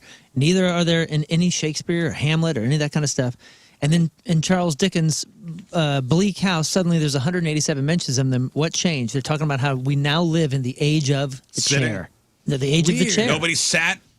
The chair was Not as much. I mean, look at all these pictures. You know, I mean, like think of all the paintings in history and all that. Like people are standing or doing things or sitting on the floor, like ancient Chinese and Japanese cultures. says They the had chair was invented in benches. Egypt around 31 BC. I say also in ruins they'll have benches carved into the wall and all that kind of That's stuff. not a chair. Like kings sitting Same often. difference. Yeah. No, that's very different. The great pharaoh. The great pharaoh sitting often. Sitting often. Thrones and benches are different than chairs. Nationwide, are they on your side? Nationwide is on your side. Nope. Ah, darn Why it. not? They're canceling around 100,000 pet insurance policies. Whoa, why is that? The rising cost of veterinary care. Yeah, tell us about it. Nationwide sent in a statement. We certainly empathize with the disappointment of many of our pet families, and we fully stand by the protections for which they have paid through the end of their current term. You know, we've talked about vets a lot, and the last time, we didn't get to bring this up, the last time we did, a lot of vets started emailing it in, and they weren't interesting enough for like the email segment, but they were, Oh, that's nice. a lot of the things that they were saying were, hey, the margins are not great. It's hard to make a successful veterinary practice. And that's why these bills are going up. Well, Nationwide said our rates will continue to be fair and appropriately priced for the plan, pet, and breed. So if you have a nationwide insurance plan for your pet, cancellations will occur between now and the summer of 2025. So just keep an eye out. Okay, but they're going to probably give everything you spent on that. They're going to give it back to you, No, right? they're keeping that. What? What a nice company. They are. We just went to we had to go to the vet last week because they were charging. We have like a plan for our dogs. Like, so we pay monthly to take them in for their routine, their checkups and stuff. Yeah. Bo's elderly. He's got a bladder infection every 3 months where I got to put him on antibiotics. So there was like $700 or $800 on the credit card. We couldn't get charged from the vet. Go up there. They put Tina's credit card on someone else's account. Oh, so she And was this getting lady there. was just, that dog was getting everything. Ooh. So the lady knew she wasn't being charged because they were like, actually, we tracked it down. We have the dog. We know the lady. But it was kind of weird. And we're going to let her know that she owes $800. Yeah, but the thing is they refunded the money, but not the interest. So I'm like, we paid still. Like The interest on the credit card? They gave the bills money back, but I'm like, well, that's just been sitting there for like 3 months, accruing interest on the card. Probably only a couple $100, but still, we basically paid. It's whatever. You're splitting hairs at some point. I didn't want to. Yeah, but still. But still, I'm like, give we a little- still got charged like $200 for your mistake. Yeah, give us a little discount on the next trip, maybe. And the funniest thing is every sign in the lobby of this veterinarian's clinic is like, save money, put your credit card on file, totally safe, Yeah. super protected, safe and secure. And I'm like, yeah, apparently not. Well, it sounds like a data entry issue. It That was. sucks. It was probably somehow, I don't know how, but somehow somebody copying. But I mean, that just shows that like your credit card can be pulled off of literally anything. Yeah. And I don't know. It's just like one of those. That lady was like, she hadn't brought her dog in like 2 years, and she's been in like 5 times in 2 months, getting like She was getting bills. Yeah, she wasn't getting any bills. Man, That's awesome. It's wild. I figured it out. Amish culture. the Amish. Yeah, look. You are in a deep hole okay. of the Hey, bro. interweb. Hey, trying dude, to you find were out. down there a while, brother. Can you breathe? Because you were underwater from Apparently that. the for a Amish long hang up time. there. I just came back The up. Amish hang up their chairs. I need Yep. to sit down. But they Hang out turned it their up chairs that to way. dry. They turned it up that way. Now 4 people can sit on it. Okay, all right, whatever. That was a good visual joke Got back to it. I like that. in this audio medium. It's Thank not you, going to Scott. get appreciated. So you're going to move out to where the Bowling Green, Yeah, nah. right? Aren't the Amish out in Bowling Green? There's a good community in There's a Missouri. good out community. There, yeah, Been out there, great carpet. never sat down. Nobody ever offered me a chair off the wall. Now I remember they were building. They build a lot of stuff for some people that we know, and I remember trying to chat them up when I was a kid. And they were not keen to talk to me. Nope. Hey, have you anybody ever got pulled over in Minnesota before? No. Not that I I've never remember. been to Minnesota. But if you get pulled over in Minnesota, don't be surprised if the cop starts out by asking, "What's your favorite flavor ice cream?" Because officers in Minnesota now need a new icebreaker because there's a new law that bans them from asking, "Do you know why I pulled you over?" Oh. A law that bans them from saying that. There is Why? now a law in Minnesota that bans officers from asking, "Do you know why I pulled you over?" That's like, what time do you think you should be home? Yeah. That's the cop version of that. That is. It is. There are 2 main reasons. Number one, the state doesn't want people making spontaneous confessions, especially in cases where law enforcement may be fishing for one. Oh, yeah. I'm hammered. Sir, do you know I pulled you over? I'm completely hammered. I ran over No, that man. person 6 blocks Actually, back. Gonna bust a taillight. yeah. Your trunk was open. I was going to tell you to shut it, but I guess step out of the car. And number 2, they don't want officers asking people questions except in a formal interrogation where they're Mirandized. So criminal justice advocates were pushing for this change, but law enforcement is mostly on board. The police have faced pressure to ban all pretextual stops, where a cop will pull a driver over for a minor infraction to talk to him and conduct a search. These kinds of stops have led to dangerous escalations. They are still allowed, but now the officer has to admit at the start that it's something minor and not to ask open-ended questions. Huh.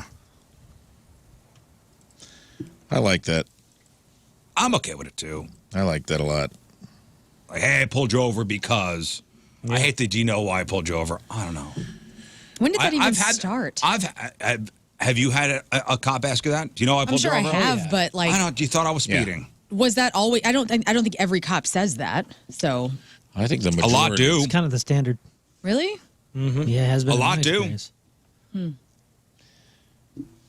Yeah. I got. How you doing today? I'm good. Always respond with, "Because it's end of the month, you got to fill some quota." Don't say that. No, I'm always like, I never admit to anything. I haven't been knock on wood. I haven't been pulled Sir, over. do you know why I pulled you over? There was a. Did you suck want to harass me right now? I'm just kidding. Don't do that. Just a joke. Don't do that. Just for the radio. Man, he tased me immediately. Get him, let it stop it. Get him. That's the truth.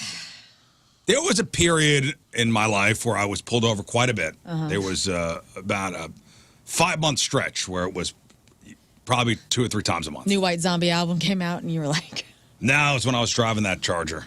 Yeah. And there was a stretch where Tracy Bibb, my insurance agent, goes, "You got to stop getting pulled over because we're, Yeah, you should probably look into a Taurus or something. like you gotta.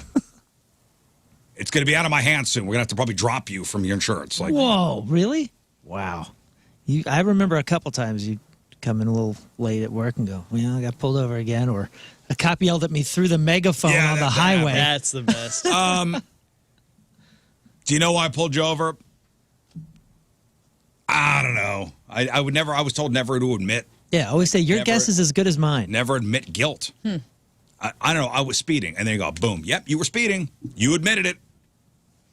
Justice advocates hope this changes the start, but for now, there aren't any consequences for any cops who continue asking, "Do you know why I pulled you over?" They don't even They don't even have evidence thrown out after they ask it. So, but there is this new law up there in Minnesota. So there's that. Good news for Waffle House servers. They're getting a raise to $3 an hour. Dang. That's before tips. The minimum wage for tipped employees is $2.13 as long as they're able to make at least $7.25 an hour with tips. And naturally, Waffle House is raising prices to do this. But and for $3 an hour, they get to put up with this. And God bless all you Waffle House employees out there. You guys are you men and women out there, doing the Lord's work. Because I've seen some videos making the rounds on social media of a lot of shenanigans going down at Waffle Houses. A lot of fights, a lot of abuse of servers and cooks. And aren't they also basically the Doppler for us to know if the storm is really bad or not? Well, yes, there's the Waffle House Index. If there is a FEMA emergency in the area, they figure out what Waffle Houses are open and closed. And if a Waffle House is closed, they know that a storm has hit pretty bad in that area. Because Waffle House never closes. So it must be something catastrophic for a Waffle House to close. True that. And that is a true. FEMA uses the Waffle House Index to determine if a situation is pretty bad at an area. That's crazy. Anyway. Do you know the minimum wage here? In the state of Missouri for a restaurant worker? No, you said for tipped workers. I'm just talking about minimum wage. Do you know what that there's is? a sign in the kitchen. Okay. And Is it $11? Is it $11? oh, I thought it was 12 something. Oh, I don't Is it know. 11 something? It's around 12. I had a friend I just saw in Denver, and they live in San Francisco, and they said, you know what minimum? Because I told them, my daughter's got a job now, and they said, you know what minimum wage is in San Francisco? Now I don't know if this is true, but she said $20 an hour. I think that's right. Well, that's for fast food workers now. Yeah, fast food out there. That's for fast food out there. What do you mean minimum In wage? California, the whole In state. California, the whole state went to $20 minimum wage for fast food workers. Only for fast food? What about something else? Like, what if I'm landscaping for minimum wage? You know what? I can't speak to that. I know it was a big deal when they did it for fast food. Okay, interesting. So, but police in South Carolina are looking for a customer who showed up at a Waffle House in Myrtle Beach earlier this month, hammered. The man was drinking. He was being belligerent. Then he pulled out a cigar, started smoking it. A female server confronted him, snatched a cigar, taking it behind the counter. The customer freaked out, hopped over the booth, followed the employee to the back of the restaurant, pulled out a knife, punched her, and after she fell to the floor, he kicked her in the head and neck. Wow. There you go. gosh. Enjoy your raise. Little did she know. Little did he know. She was just using the ashes to pepper up the hash Exactly. browns. Everybody Duh. knows that. She ran out of cigarette ash and was using the cigar ash. Maud ran out of Winston's, and that's the flavor. Thankfully, he didn't cut her with the knife, but somebody who was with the guy tried to break it up, and they got cut, leaving blood behind the counter. What a night at the Waffle House. They had to close the grill for 3 minutes. That person left with the assailant, so apparently they weren't too badly injured. No word on the server's condition, and it doesn't sound like the police have arrested anyone yet. But Wow. I've only had good drunken Waffle times House. at Waffle House. I love Never Waffle House. gotten into an altercation or saw an altercation. Oh. I love Waffle House. They're always stoked to see a tour bus. You pull a tour bus into a Waffle House, you go in there, and you're a king. They're like, oh, what do you guys do? And it's just like it's so much fun. And the audience, the customers are always kind of like chatting up. I've never seen strangers talk to other strangers like I have in Waffle House. That's the coolest part. Because you sit on that bar, and you're talking. So it seemed to be a lot of joy. Yeah, everybody's For the most part. Yeah, everybody's engaging with the cooks, and they're engaging with everybody else, and it kind of just makes like group conversations. It's the freaking sweetest. Yeah. You're not leaving a Waffle House without a story. And a friend. The guy on the grill's got a tale to tell, always. He's seen it all. I think it's part of the hiring process. Yes. Can you talk to customers? He's going to turn around with the multiple face tattoos and a cigarette and tell you some stuff about his life, whether you ask or not. And that's to me, that's what I'm paying for, because everything else is disgusting. Yeah, a side of story. Yeah, probably, got out after doing 15 in Joliet. Yeah. It's awesome. Just, earning an honest living now, slinging hash browns. Good for him. Delicious. The FAA is investigating after a Southwest Airlines flight suddenly dropped thousands of feet while traveling to a Hawaiian island. The plane came within 400 feet of the ocean. Oh, man. You got to be Whoa. kidding me. Oh, boy. Like, And listen, that seems like, 400 feet is high. It's not. Not when for you're an a commercial airline. yeah. 400 feet. Dang. And what's wild about this is how it happened. So the flight was April 11th. We're hearing about this now because the FAA put out a thing. So the flight was an inter-island hop from the main Honolulu airport to a neighboring island of Kauai. Southwest Airlines memo to pilots and said a less experienced first officer accidentally pushed the control column forward, then cut the speed, causing the cockpit alarms to go off before the captain grabbed control back of the plane. What? So a less experienced first officer accidentally pushed the column Accidentally? and cut the speed of the plane. And the plane basically almost fell out of the sky. Called out. Oh, my gosh. What? How does that happen? The internal memo said the pilots decided to abort a landing due to bad weather and ended up flying back to the airport in Honolulu. The FAA said that it's open an investigation after learning the incident. Hey, with all the tech that we have, I'm watching movies and live TV through Wi-Fi on Southwest and all these different things. We have the famous black boxes, right?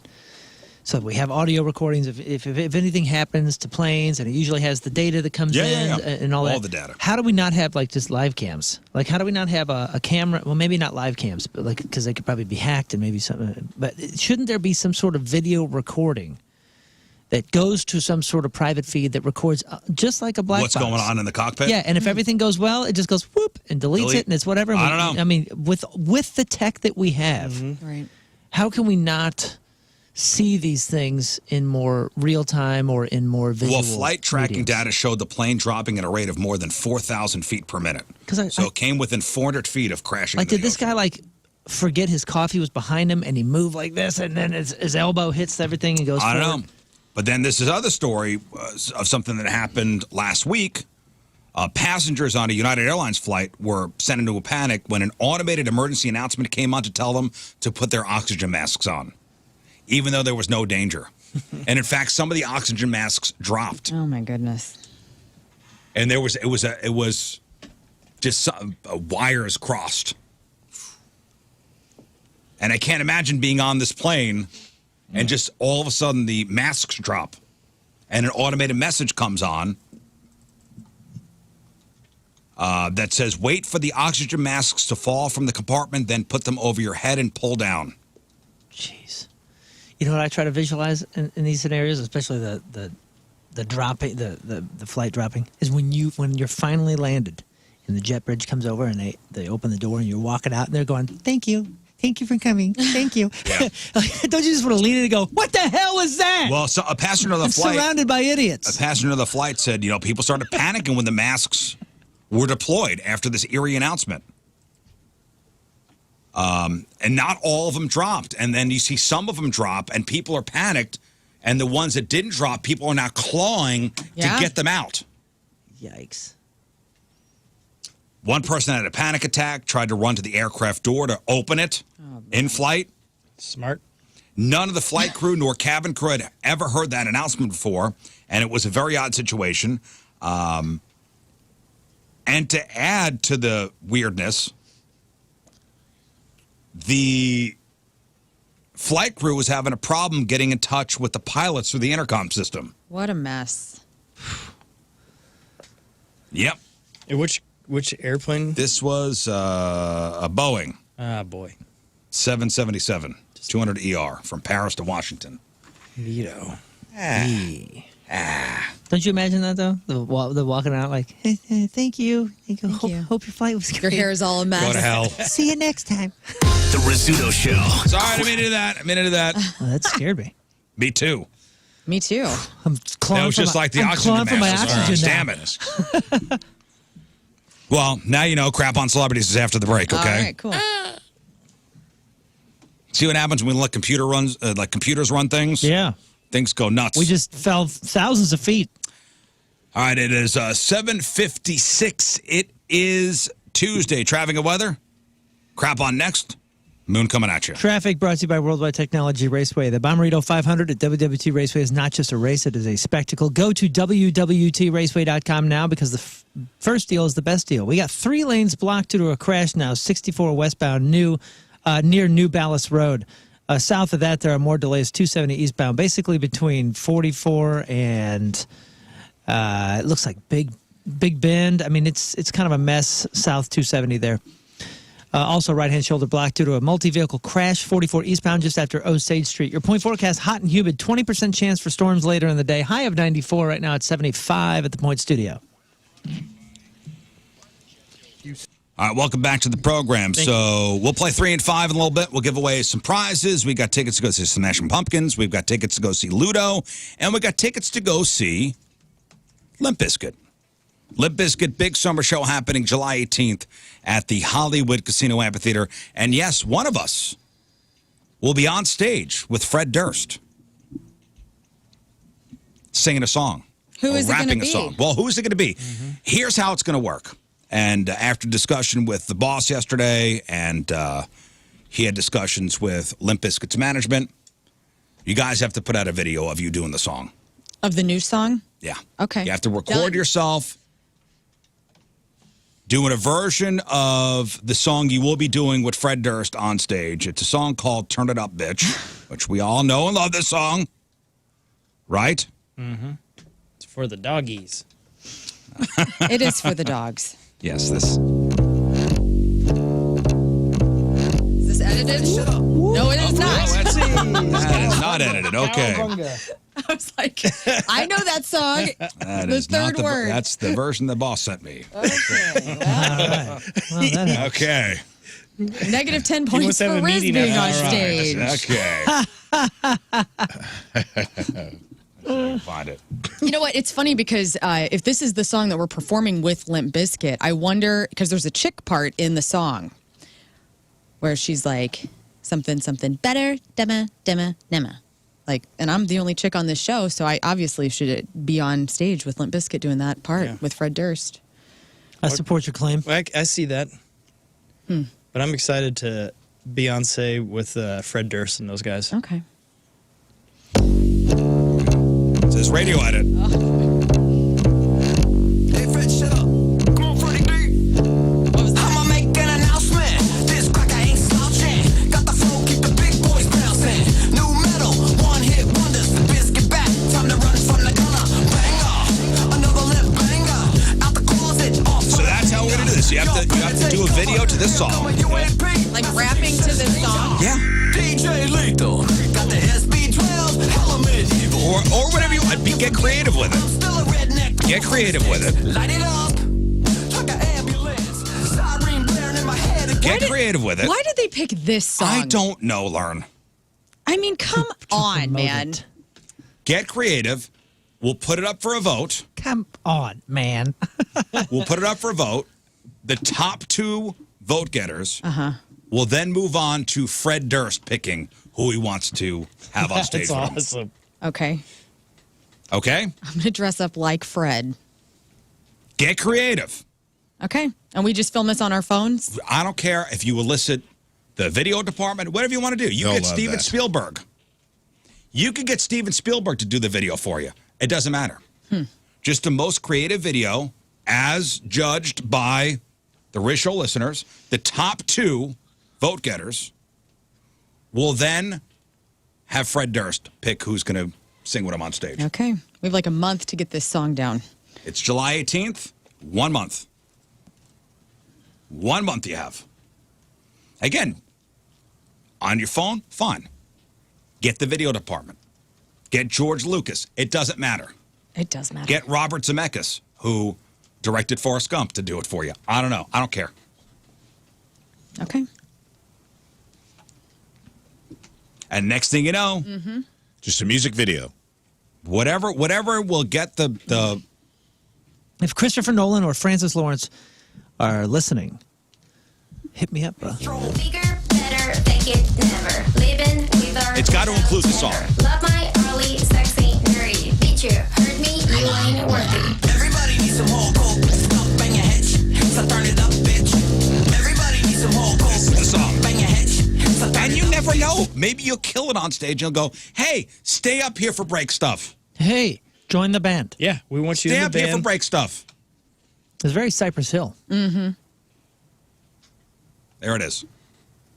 You've been tasked. I'll add it to my never-ending list. Okay. I can't wait. So busy, huh?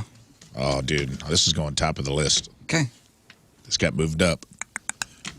I feel like I'm going to break into insane in the membrane. Insane in the brain. Whatever will get you the votes. I don't care what you do. biscuit. We're smoking the biscuit. Whatever you think will get the listeners' votes. And then ultimately Fred Durst to pick. What does Fred love? I don't know. Figure it out. Chocolate starfish. Ugh. Okay, so headline, hot rodent boyfriends. Men are being compared to rodents across the internet. But how do they feel about it? This is an You're article loving on every second of this. An article on CNN on their website. So you know how this rodent summer began? How? And here's what they write. It began seemingly with a few innocuous social media posts comparing Mike Faced. Look up Mike Faced. It's that Zendaya movie, right? Challengers or whatever? Yeah. Mike Faced, co-star of the titillating tennis throuple film Challengers. Yeah. Comparing him to a dormouse. He's so cute. Yeah. He is cute like a dormouse. Soon the complexity of the analogy snowballed to odd levels of specificity. Dude, he used to have long hair, like long curly hair like Howard Stern, and he looks like a young Howard Stern with long hair. Young Howard. Who's this? This fall on Oh, Fox. Mike Faced. Faced. F-A-I-S-T. Thank you. He's a field mouse. No, he's a cartoon mouse. No, he's Stuart Little. If Stuart Little was hot. Okay. I mean, all people look like animals in some regard. This is just paving the other side of the road. We've been saying mousy to describe certain looks on women for what, decades? Yeah, It like was, mousy and hair. it wasn't long until fans on social media began examining the facial features of other male celebrities of similar signs of rodent likeness, like his co-star Josh O'Connor, Barry Keoghan, Timothy Chalamet, Ryan Gosling. Jeremy Allen White, True. Rafe Williams, Rafe Williams. Yes. Glenn Powell. This is a good group of dudes to be a part of. Yeah. This guy does not belong on this. I don't like the what was the Keegan guy. Barry Barry Keoghan? Keoghan? I don't find him attractive, but everybody else I think is very handsome. He's so cool looking. It makes him attractive. Look He's up so Glenn- different looking. Look up These are Glenn some- Powell. Yeah. Colin's brother. From chinchillas to capybaras, the rodent comparisons sped across social media. Oh yeah. Yeah. Yeah, this guy's in this Hitman movie that Yeah. they keep drug pushing on Netflix. Great hair. From chinchillas to capybaras, the rodent comparisons sped across social media like a runaway wheel of cheese, warping the image of many popular young white male celebrities in its path. Listen, it's the decent jaw, the super thin nose, and the tiny eyes. So here's the question. How do these men, heartthrobs of the moment even, feel about being categorized as hot rodents? Hot rodent. Glenn Powell, who was first likened to a rodent back in 2023, Says, I'm just trying to get more press, so this is a great thing. this is why the internet's a great place. I'm older really than Glenn like, Powell. I really kind of own the capybara thing right now. I'm a capybara. Capybaras are adorable. Yeah. Yeah, They're like big old hamsters. huge hamsters, yeah. It's Rat Boy Summer, baby. Surveyed in a WhatsApp friend group, 120-something admitted hearing the term would hurt, while others said that he would be happy to embrace hot rat summer. Yeah. A third man polled shared that despite an initial knee-jerk reaction, he understood that rodent men are very hot right now. Rafe Williams. So hot right now. Finally, have our day in court. For some, the question goes beyond the hypothetical. One had already been called a rat boy by his current girlfriend. She's still with me, so I've taken it well. So, hot rodent summer, hot rat summer, that's a thing, Rafe. Yeah, good. I asked Tina if I could get in. She's like, go do your thing. Go do your thing for Rat Boy Summer. So that's nice of her. Yeah, whatever. There's a guy named Jamie Bell, too, that I've been told I look like. I believe he was the original actor of Billy Elliot, and he's kind of got the same look. So I guess I got to embrace it, dude. Lean in. Lean into it. It's your He's time, doing some buddy. other stuff. Yeah. I think it's the ears and the thin features. Your ears stick out a little bit. You kind of got a little mousy look. That's fine. You got Jamie Bell nose. You guys got similar noses. Yeah, yeah. Are you proficient with cheeses? I'm proficient. Love Yes. You both cheese. have shoulders. Cheese expert. As Yes. You know well. what? This is actually the best summer ever for, I mean, cheese and hot. Yes. I don't see it at all with this guy. You have next. You don't see the rat? I don't see anything. It's the thin nose. The It's Rafe like a comparison thin- or anything? I didn't say. Oh, that guy has a Rafe. chin. I don't see Oh, this yeah. at all. Well, No, but if you look up Jeremy Allen he's White, too Yeah, handsome. that- If you that pulled up guy. an ugly person, you'd see That it. other guy for sure. Oh, not Aw, enough. That's enough. aw, Rafe, it's your time, buddy. It's my time to shine, dude. I embrace it all. I'm like I said on the number 2 show. I'm like Templeton from Charlotte's Web when he goes to the carnival this summer. He's like, it's a smorgasbord. I'm just gonna have fun with it, man. Who cares? Have fun with it. Gotta lean in, bro. Yeah. You got if you got capybara head or you got lab rat eyes, whatever, dude. What do you got? What do you got, man? You got a little ferret look about you, huh? Maybe a weaselly kind of face. It's your time to shine, baby. This is summer, your summer. it's in, dude. To Who look knows like how a long rodent. it'll last? Yeah, ride the wave. I say get in there. I say weasel your way in. Literally. Mouses can get through very tiny holes. Think about that. Don't forget. Don't forget that. They're very shifty. Don't forget that. Maybe you got a dormouse body. I don't know. Is a possum a rodent? I don't know. I don't Yes. think so. I think it's a marsupial, but who cares? Looks like a rodent. Looks like a rodent to me. You know, gopher. We'll count it. Well, you got a little gopher face. Now's your time. Get out there. Get out there and take advantage of Rat Boy Summer. That's my advice to everybody. I'm just embracing it. I mean, Lindsay says on the instant feedback, Rafe, I love your adorable, beautiful kangaroo rat face. thank you. Thank you. Someone sent in some very disturbing AI photos of me Hey, earlier. hey, mice are in, dude. Muad'Dib. Muad'Dib. That's what I said. Timothy Chalamet. All right. That's what it was, right? Wasn't that what it meant? It Yeah, meant like it meant desert like rat desert in mouse. the movie or something like that. something. You ready, Lern? Yes. Let's do Crap on Celebrities. All right, time to find out what's going on in the world of music and entertainment with your Crap on Celebrities. Well, this is the David Lee Roth show, even though Moon is a big Sammy Hagar fan. yes! I just like Van Halen. I like David Lee. I like I David Lee just Roth, like- and I like. I don't care Sammy about Hagar. David Lee Roth. I don't care about Sammy Hagar. I like Van Halen. Great. I Van care Halen about- was the brothers, period. I care about both of them deeply. Well, here to be we honest go. with you. I like all eras Equal love. I love it. except for the Gary Sharon era. We don't talk about that. Honestly, I don't think I've actually heard a minute of the Gary Sharon era. Guys, Sammy Bubble Hagar was in his hometown of Fontana, California, an hour east of LA on Saturday to open Stage Red. This is the former Fontana Theater that was built in the 30s. At the time, it was a one-screen movie theater, and they've dedicated it to Sammy. So here is Sammy Hagar on the Fontana Theater in his hometown being renamed to Stage Red in his honor. Okay, here we go. I didn't want to call it the Hagar Theater, or something like that. We call it Stage Red. It's beautiful, by the way, too. Thanks for you guys putting all that money in that thing, making it look good. Making me look good. And he went on to kind of talk about his history whenever he was growing up. Here he is again. More Sammy. When I was a kid, when I was 4 or 5 years old, used to go there and watch movies. And back then, they were damn near silent movies. Yes, I'm old. But they're naming it after me. We're naming it Stage Red, and we're going to be a charity venue. It's going to be to raise money for the people in Fontana area, and going to be another really nice thing to do. I got to see Van Halen once. With Sammy? No, Oh, Gary Sharon. no. That's right. I got to see them once with Diamond Dave, and that was pretty fantastic. And I got my picture taken with Van Halen. Are you looking at Gary that photo up? Sharon. Oh, no. No, I'm looking up the single.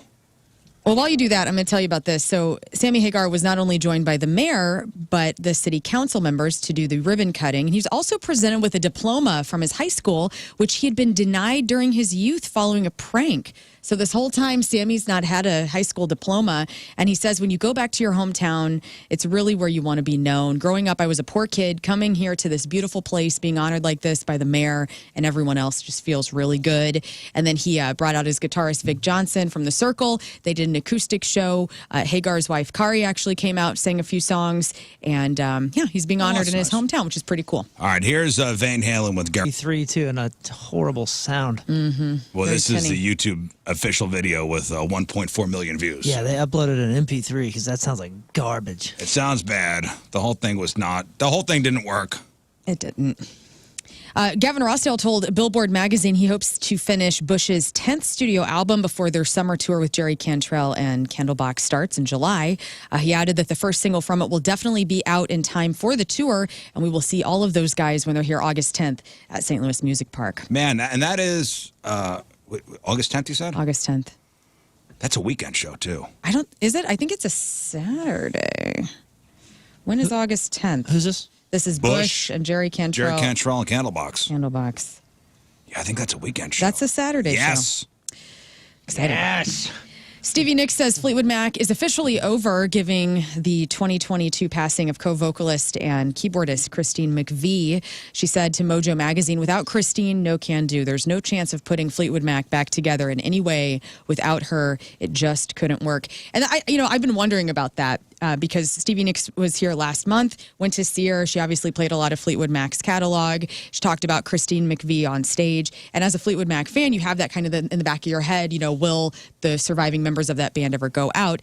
And Christine McVie was part of Fleetwood Mac way back when they were Blues. Her name used to be Christine Perfect. This is before she married John McVie. And so she really was like a foundational member as much as Oh, yeah, Mick in the Peter Fleetwood. Green days. Yes, in the Peter Green days. It's cool that Stevie Nicks is still playing the Fleetwood Mac songs, though. It is cool. Of course. And if you go see Stevie Nicks, you hear Fleetwood Mac. If you see Lindsey Buckingham, you'll hear Fleetwood Mac. So You still got it in some Still got it. capacity. She also explained McVie's death was a shock to her. She says it was all stunningly strange because there wasn't any lead up to it. We got a call, and she says I was going to rent a plane, go see her, but her family said don't come because she may not be here tomorrow. And the next day she was passed. sick, right? Yeah, I think she had cancer. Her last performance with Fleetwood Mac was in 2019, and it was kind of under she and Lindsey Buckingham went out for a couple tours. So that's just really sad. But Fleetwood Mac is done. The Palo Alto, California home where the Grateful Dead got their name is on the market for $2.6 million. It was rented by the band's Phil Lesh in 1965 when guitarist Jerry Garcia, high on psychedelics, picked the band's title at random from a book he was flipping through. The current owner said they're sad to leave this 1,000 square foot home, but hope another family will appreciate its history. A 1,000 square foot home for $2.6 million. Sounds Nice. about right. Yeah. In San Francisco. Right. It's pretty cool, actually. It's a nice little bungalow. Yeah, it's small. I mean, that's a Very small house. That's a tiny home for Yeah, but you- 2.6 mil. Get some history, though, if you're a deadhead. You got the money. Wouldn't that be so cool? I if you mean, lived so there? what'd they do in the house? They just picked the name? They picked the name. They probably jammed there. Okay. His spirit haunts. Okay. Okay. A lot of money for some right. problems. Yeah. They could have done this. They probably did this. Maybe they did Jerry that. smoked weed here, man. Right here, Yeah, I bet man. you did. Right here. Pick the name of the band here, man. In TV news, James Gandolfini went to some dark places to play Tony Soprano. He was constantly threatening to quit the show as well. These are details from the new documentary about The Sopranos titled Wise Guy, David Chase and The Sopranos. It premiered at Tribeca Film Festival on June 13th and revealed how the late Gandolfini battled demons while playing the mob boss on the iconic HBO series. So that will be coming to us streaming at some point. Jordan Peele's latest project was supposed to come out this Christmas, but has been moved back almost 2 years. The film was pulled by Universal Pictures' calendar due to last year's writers and actors strike. So Jordan Peele's fourth film will be released right before Halloween in 2026. You have plenty of time to get ready for that. What was the last one he did? I saw in the theater. Nope. Yes. That was awesome. I didn't see it. I want to. I think you'd like it. Aliens, right? Yeah, man. There was some disturbing parts of that. You saw it, right? What? Nope. Oh, yeah. What was You saw it disturbing? in the theater? I see it in the theater. I saw it at home. I know the whole thing was kind of warped. When they all got sucked up into that thing, and you could see inside. That was pretty gnarly. That was but very that's not gnarly. the worst part. The worst part is the TV set. Oh. What happened with the Jesus? You don't remember the chimpanzee?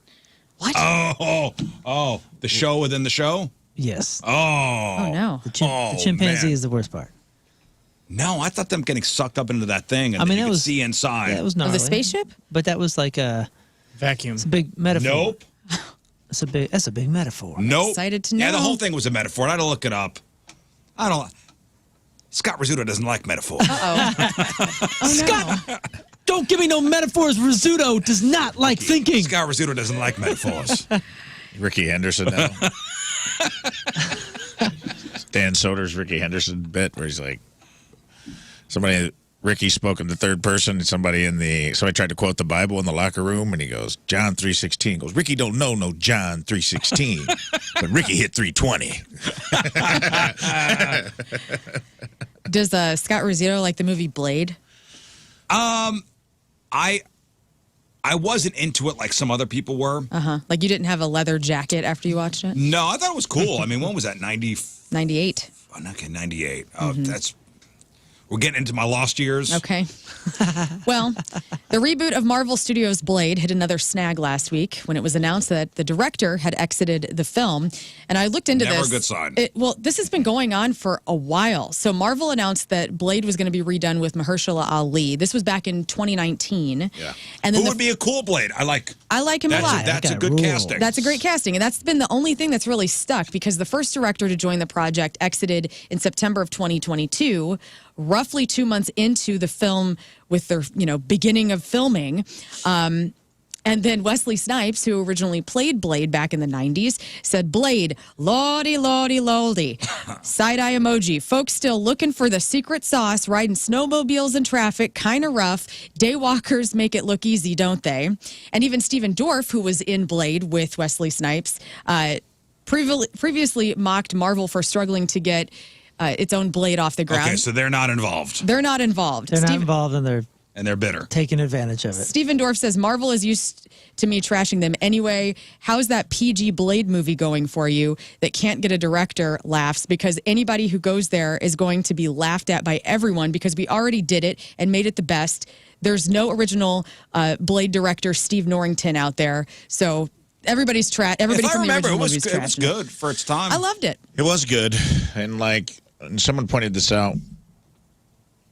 It was like the first R-rated comic book movie, I think, or one of the first. Because I had said last week Deadpool kind of opened the doors to that. But Deadpool was a hard R. Right, but I think it's the first one that's in the MCU, the current MCU. Yes. You know what I mean? Like, they're going to tie Deadpool into the new MCU. But there were, comic book movies that were R-rated before. I don't remember if Spawn was or not, but, that original Blade, dude, the song, the warehouse scene that opens, that was the shiz nizzle back in the day. Mm-hmm. That original, first 5 minutes of that movie where he goes to the rave. Yeah. And there's, blood coming out of the sprinklers and all that stuff. That older guy from Boondock Saints is in it, too, right? And Ryan Reynolds is in it. Ryan Reynolds. And Blade.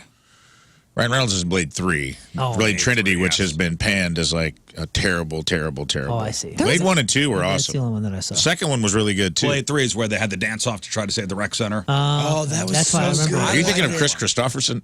Yeah, I think Chris so. Christopherson was in the first one. He was an excellent whistler. That's going to be a hard role to cast, too, because he was awesome in that role. Remember Spawn? Remember when Spawn was a thing? Yeah, wasn't it John Leguizamo? Wasn't he in that movie? Bad guy, yeah. Todd McFarlane, right? Was the member who did the Spawn action figures? I don't know. I just remember being really into the comics, wound up- and then I watched it, and I was like, oh. He was one that bought Mark McGuire's, right? 70th home run ball. Might have been. Todd McFarlane. There was a lot of vampire movies in the 90s that came out, like Dracula, Buffy. Yo, Underworld was Buffy, the biggest surprise for me. I loved Dust Till Dawn. Underworld was dope. Underworld Had was me sick. Kate Dust Till Dawn Beckinsale. was great. Oh, yeah. Interview with a Vampire. Vampires were living large in the 90s. A new teaser trailer for Wicked dropped on Twitter. The highly anticipated film adaptation of the hit Broadway musical stars Cynthia Erivo as the Wicked Witch of the West and Ariana Grande playing Glenda the Good Witch. The teaser trailer shows the two in various scenes as their voices soar. That will be out in November 27th of this year.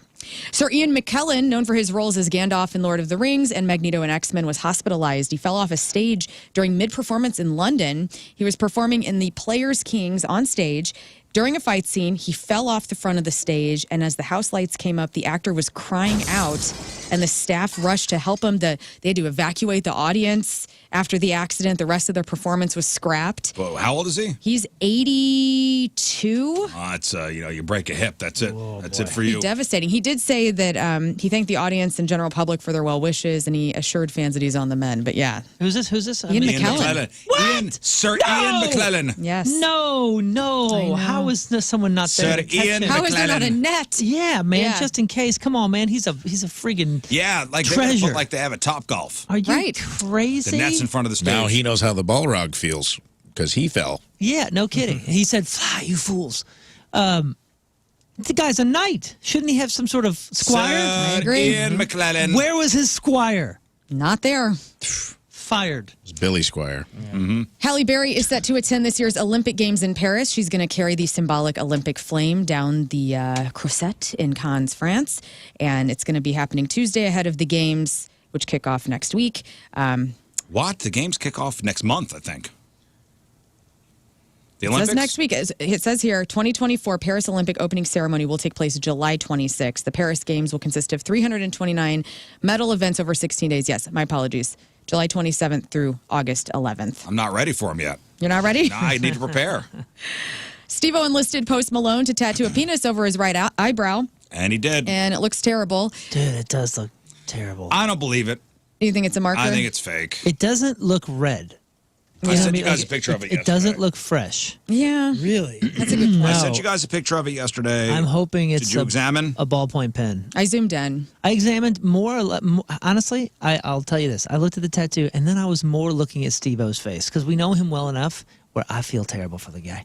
And I was trying to think of, I was trying to see in his face, like, is he okay with this? And to be honest, it doesn't look swollen. he It doesn't. he does not look okay with this. If it's fresh, this doesn't look like fresh ink. It Yeah, doesn't it looks look like a an fresh ink tattoo. pen It was supposed to. Yes, it because does. it has those the markings that you'd have to do with the ink pen to get it to stay on the skin. Which makes me think, did the headlines, did the articles, did all the promo for it, did it say he's going to ink him, or did it say he's going to tattoo him? I saw ink.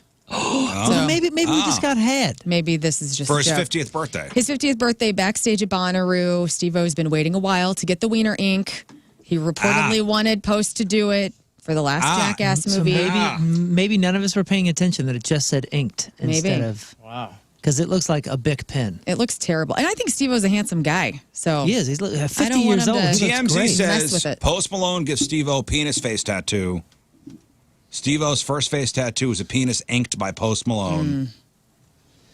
Are we playing man. with words here? Are we misunderstanding? possibly. Steve-O, But he has nothing going on. It's not like we're getting press. get a You know hold what of I'm us. saying? Let us know. Text him. I texted him good luck with the tattoo, but I don't want to bother him. I don't know. Last week we were talking about Giselle Bündchen and her jiu-jitsu boyfriend, how they broke up because of all the pressure from the Tom Brady roast. Well, they didn't break up. They're still sitting cozy. Oh, thank God. So all that crap talking everybody was doing last week is irrelevant. And finally, the website Holler has put out a list of the best country songs to sing in the shower. I can either go through this and you guys can give your remarks, or you can guess. Okay, say this again. These are the top country songs to sing in the shower. And there's one very near and dear to Rafe Top Williams country on this songs? list. Yes. Well known. Friends in low places. Friends in low places. No.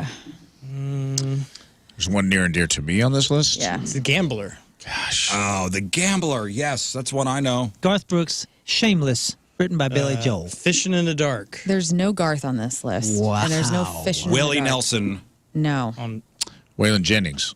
No. Johnny Cash. No. Tempted from Marty Stewart. Huh? Your song. Reba McEntire's Fancy? Reba McEntire's Fancy is number 10. I can see that. Jolene. Jolene, no, but a different Dolly Parton song is on this 9 list. to 5. 9 to 5 is number 3. Very good. Here, I'll give you the artists. Florida Georgia Line, Brooks and Dunn, Miley Cyrus, Tim McGraw, Carrie Underwood, Trisha Yearwood, Darius Rucker, Boot Scoot and Lee Boogie. Ann Rhymes. Boot Scootin' Boogie or Brand New Man. Boot Scootin's Boogie from Brooks and Dunn, number 8. Okay. Now you Wagon said, Wheel. You said somebody from else. Darius, Wagon Wheel from Darius is even number though it's a 2. cover. Yes, it is. That is not a Darius And who Rucker song. the other? Florida Georgia Line. Well, I'm right out. I don't know. Tim any of that. McGraw, Miley Cyrus, Carrie Tim McGraw. Underwood. Don't take the girl. There's something about Don't barbecue take the sauce on soap. shirts or something. It's I right? Like It, I Love It. Oh, okay. I want That's- some that's more a of good it. That's number 6. I'll just give it to you. Meant to Be from BB Rexa featuring Florida Georgia Line. Meant Right to Be. out. That's number 9. Goodbye. Party in the USA, which I don't think is a country song. No, it's That's a not. pop It's song From Miley Miley. Cyrus? I love that Number whoever made this 7. list couldn't come up with 10 actual country songs. Golly, this This is is great. Before He Cheats from Carrie Underwood is number 5. She's in Love with the Boy from Trisha Yearwood is number 4. Oh, 9 to that's a 5 from great one. Dolly. Darius Rucker's cover of Wagon Wheel. And then number 1 to sing in the shower. Jesus, take the penis. It is not. It's How Do I Live You're the Without worst. You, Leanne Rhymes. And that is your crap on celebrities. Oh, you know what? it's good that a diehard Hey, country fan made that's a that list. decent- Trash Breaking this news. list. Breaking news. Singer Justin Timberlake arrested for DWI. Oh, boy. My In the wife's Hamptons. never coming back. She is not over staying it. anymore. Last night in Sag Harbor, New York. He will be in court today. He'll be okay. He has 2 concerts in Chicago this weekend and 2 shows in New York City next week. My buddy just went to see him in Miami last weekend and said he killed it. Yeah, he's a great performer. His Yes. band is so good, too.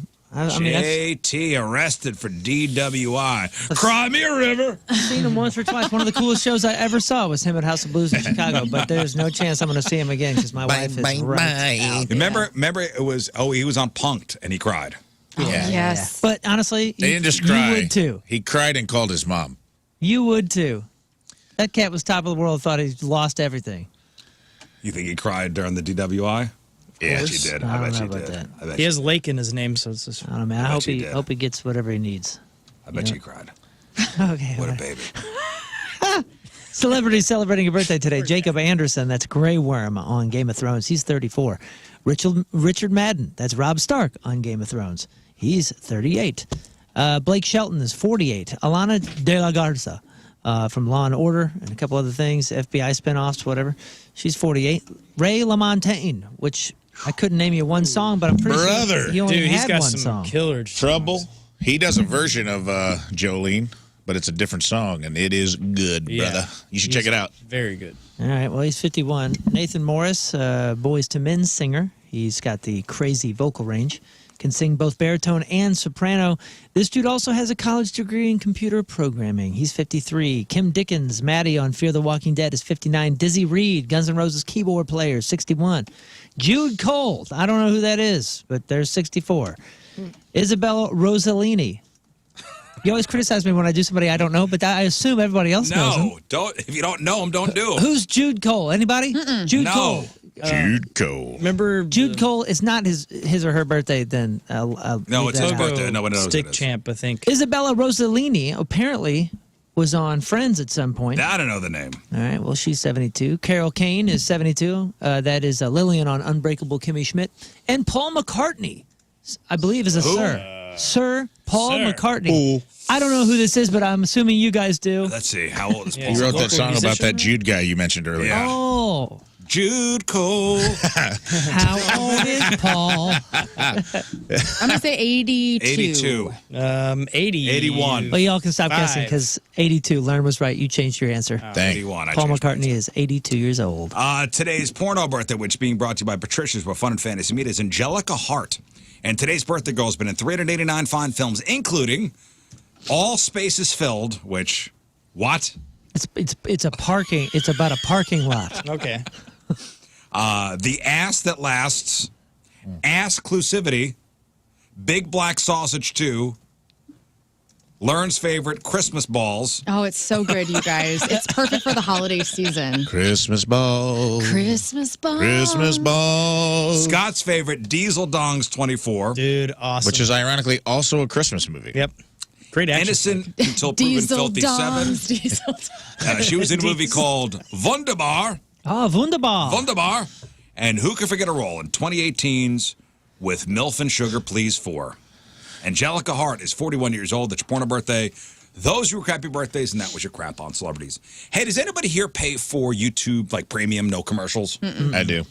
You do? Yeah. And- Once and- you do, you'll never go back. Yeah. So be careful if you get it. I watch a lot of YouTube videos. Me too. And you want to skip. The thing about YouTube is like sometimes you'll start one and be like, nah.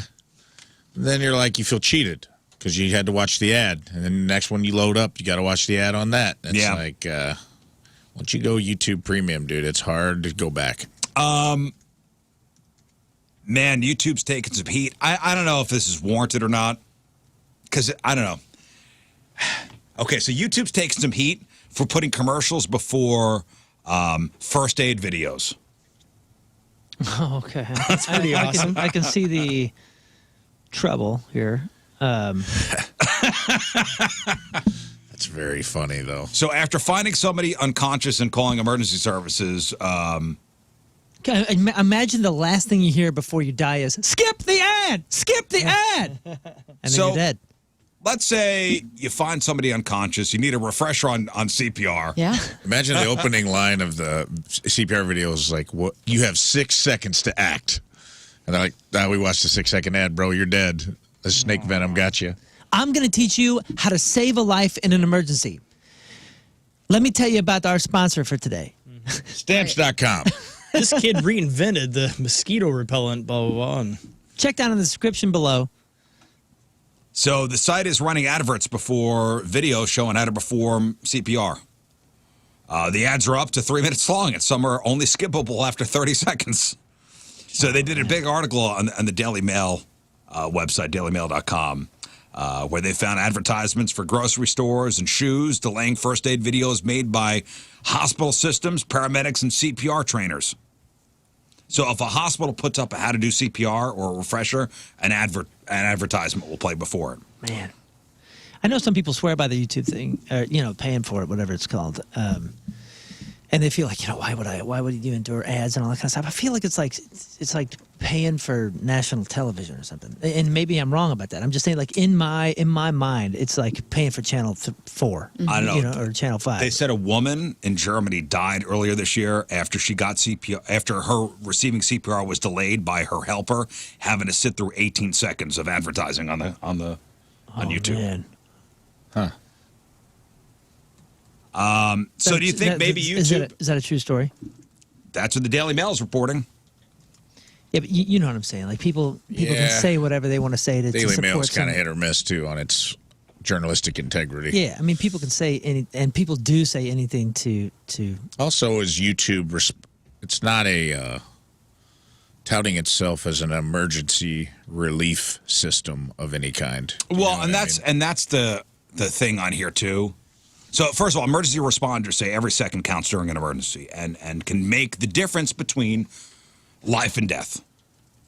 For example, when the heart stops, it takes less than 5 minutes for brain cells to die because of lack of oxygen. The longer it takes to resuscitate somebody, the higher the likelihood of severe brain damage and death. The coroner in this case ruled that social media or YouTube may have led to this person's death.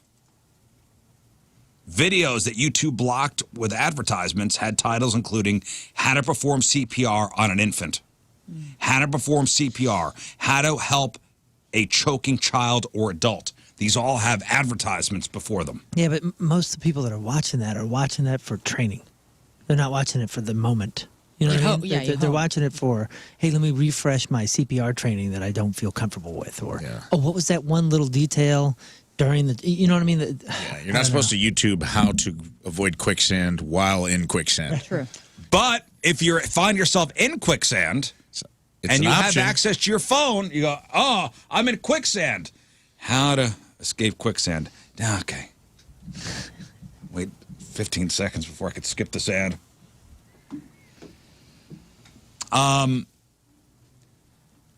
Somebody said that although YouTube is a platform where creators can provide useful medical information, and this is from a medical expert, we want to emphasize that it's always necessary to consult medical professionals or call emergency services in an emergency situation.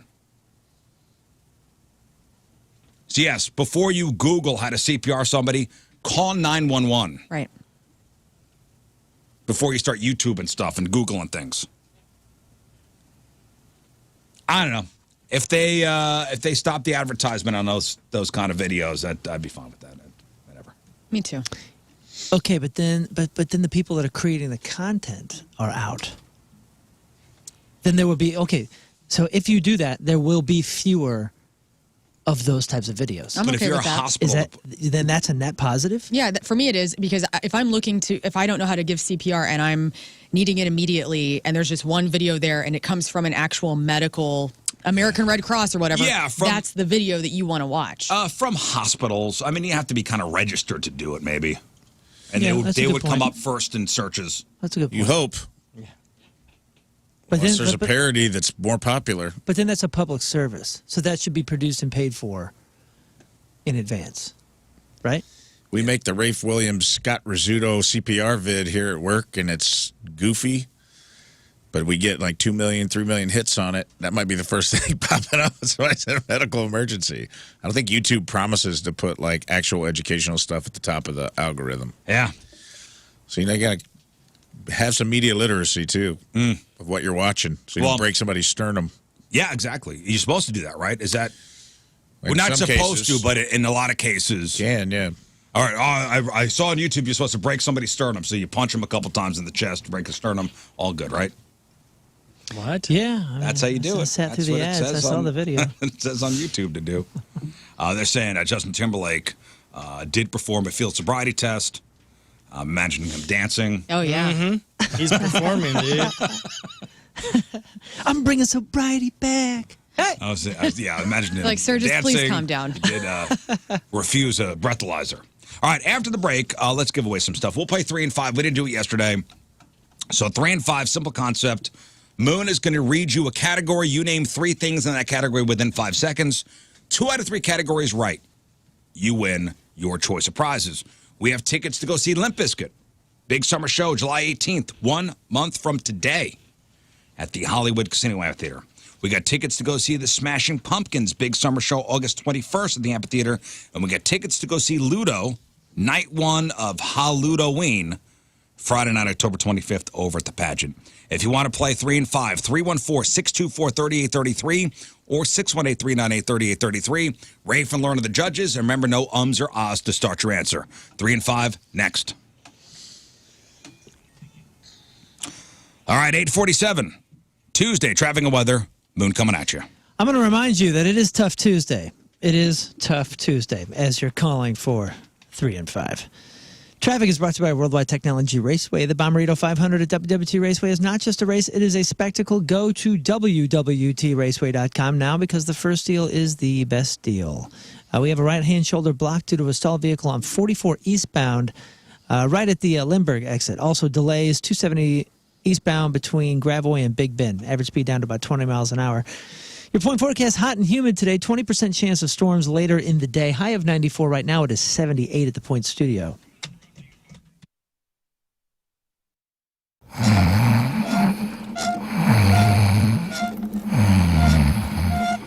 Bum, bum, bum. Hi from the outside. I mustard called 1,000 times to say I'm sorry for all things that you've done. I tried to call you, but you were not home. No, you weren't home. Joined in the Point Studio now by the mastermind behind Ghost, Tobias Forge. How are you, man? I'm good, thank you. How do you do? I'm doing really well. It's an absolute great pleasure. To Alton Toyota, maybe later this week you're going to test drive some vehicles. Maybe you'll see my friend Erica Price. She's over there, and she's available to answer all of your questions whenever you're on site. She's excellent. She and her sales force are incredible. And so if you've been in the market for a Toyota, might I suggest going to my friends up at Mungan Asperger, Alton Toyota. You can also check their inventory online, altontoyota.com. And they also have a special phone number that is dedicated that just is for us, for our audience, and for me. I call this whenever I need to get, my oil changed or a tire rotation for no additional charge. It is 618-539-2288. If you have any car issues, you can always come to Alton Toyota. Or if you're on the Missouri side, St. Louis Acura. That's a Mungan Acura as well. And this is where I bought my TLX. I've been a customer since 2017. They will treat you like royalty, like family, and let them know you're a weirdo listening to 105.7 The Point. StLouisAcura.com, AltonToyota.com. if you're looking to celebrate something. All right. Sweet. And the only thing more boring than going fishing is talking about fishing. You're wrong. You are so wrong. I talked about fishing yesterday with my buddy Brian. He's making his own lures now. Cool. Riveting conversation. I love fishing. Hey, we got to post that picture of my my fishing lamp, my fishing pole Your lamp fishing pole lamp. for National Go Fishing Day. National Go Fishing Day, yep. That lamp actually looked cooler than I thought it was going to look. Oh, really? Yeah, it looks very modern. I don't know Moon's- what I was imagining. Moon's but wife got him a fishing pole lamp. Something from like a cabin. Something Yeah. that would be like cabin motif. That's what I was picturing. I thought it was kind of talking cabin. bass. Lakeside cabin. Y'all didn't think it was cabiny? I thought it was pretty cabiny. Oh, yeah, no, that totally fits in a lakeside cabin. Mm-hmm. Yeah. We got it next to that plant ladder that I built. I think it's a vibe. Here, we'll post it on. Who taught you how to fish? My dad. Your dad, okay. Who taught you how to fish? My dad. Rafe? My dad. Scott? And YouTube, And my paw. Yeah. YouTube as dad. of late, to be honest. Biggest fish you ever caught? Oh man, Bass. probably. I know. I would find fishing. You went with type of fish. Oh, I would find fishing fun if it were on a boat out, like doing that, like deep sea. Yeah. Marlin fishing. Which is what you're going to do in Florida, right? Yeah. Every day. Yeah. Tim caught a mackerel one time. And that was pretty Oh, and a neat. mackerel. And macaroni. Holy mackerel. Oh man, I would probably say halibut. We did deep sea fishing off the coast of New Hampshire. Got some pretty big fish out there. Other than that, around here would probably be, as far as weight goes, catfish. Well, catfish or carp. I've caught a couple drum and some big old carp that are just dense fish. Well, if you're looking for an excuse to go out and go fishing, today's the day. National Go Fishing Day. Okay. That's what we found out. I don't know if we talked about it on air, but we found out that was why the Stones are doing that Thunder Ridge Arena. So they can go fishing? The guy that owns Bass Pro Shops took the bassist fishing, and he caught the biggest fish he ever caught. He's like, you ever need a favor? Ask. Yep, said it's the greatest day of his life. If you ever need a favor, Johnny Morris. Johnny Morris. I said, yeah, and he called in the favor. Now the Stones are playing the 18,000 seat. I think it's a little bigger, but not a ton. Not a lot bigger. It's much smaller than their normal. Yeah. All right, let's give away some stuff. All right, here we go. We're playing 3 and 5. Excellent. Moon's going to read you a category. You name 3 things in that category within 5 seconds. 2 out of 3 categories right. You win your choice of prizes. Limp Bizkit tickets, Ludo tickets, or Smashing Pumpkins tickets. Remember, no ums or ahs to start your answer. You said some of these are tough? Yeah, it's Tough Tuesday, you know. Right. And I will say it's not as tough as last week, but which means there's some underhand pitches. Last week was like a 9. This week is like a 6. Yeah, 7. Yeah, I'll say 6 because I'm throwing enough that are within reasonable speeds. You should be able to hit them. All right, let's go. Lisa in Arnold. Good morning, Lisa. Good morning. All right, Lisa, are you ready to play 3 and 5? Not really, but let's go. Okay, let's do it. Here we go. Okay, name me 3 comic book villains. Oh my God. Killing it. Okay. Oh my gosh. Off to I a love great you, Lisa. start. Lisa. Next. Name me 3 things in the sky. Stars, sun, moon. Love it. Stars, sun, moon. Are they in the sky? They are in the sky. I mean, When you look up in the sky, what do you see? You see clouds. That's in our atmosphere. you see the stars and Yeah. the sun. But are they in our sky? Because they're outside of. Oh, God. No, no. All right, give it to I her. kind of see what God's he's sakes. saying. I see what he's saying. But I'm gonna. What is the I would sky accept. then? I don't know. For some reason, to me, it's something within the atmosphere. Like a plane. Clouds, plane, No birds. way. Stars in the sky, moon in the Okay, sky. well, Yeah, you're right. Comes out of this. You're right. I understand what you're saying. Last one for Lisa. Name me 3 Olympic sports. Javelin and Yummed. Yeah, She gone. She gone. Bye, Lisa. It's never You good can't when you or start ah. with not really. When you called in, Yeah, And she there's- set herself up for failure she there. did. She set the mental chessboard against herself. That's a shame because she had it. She had it at the end, but She she had it. ummed. All right, Kira, let's get a winner here. You ready? I'm ready. All right, Kira. Name 3 different types of drinks. Gatorade, Pepsi, Coke. Sounds good to me. Okay. Was that the spirit of the question? Or are we looking for I asked for the cocktails? types of drinks, like sports drinks, alcoholic beverages, teas. I think that's fine. This is fine. Oh, you the judge? Judges, It's fine. it's fine. All right. Okay. Next. Name 3 mythical creatures. Unicorns, mermaids, Oh, Those are good answers. Those are the Good two best. answers. Those are great answers. Yep, I never yep. thought of mermaids. Mermaids. Mermaids are awesome. Merman pop. Great answers. Okay, comes down to this. Name 3 famous rivers. the Nile River, the Missouri River. Yeah, those are both on. answers. Those are both good Sweet answers. Kira. And Jamie Rivers. Rivers and Jamie Cuomo. Rivers. And Rivers Cuomo. Joan Rivers. Yeah. Yep. Yeah. Would have been acceptable. Amazon, Mississippi. Mississippi. Right. All right, 2 losers in a row. Courtney. What's up? All right, Courtney, here we go. Name 3 types of soup. Chicken broccoli, chicken rice, tomato. Oh, What's up, girl? there it is. Yes. I thought you were going chicken noodle. man. Chicken broccoli.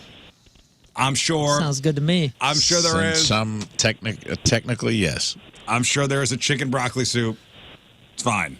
Next. Name 3 suits of cards. Ace, spades, club. Yeah. No. Oh, wait, aces. Wait, hold up. No. No, ace is not a Spades, suit. Those are different clubs. things. Oh, I guess, Spades, yeah, it's diamonds, kind of. hearts. Yeah. You're right. Wrong. Sorry. Courtney, Sorry. wrong. You're right out. Ah, It's okay. Okay, it comes You'll- out of you'll this. bounce back here. Name 3 types of fabric.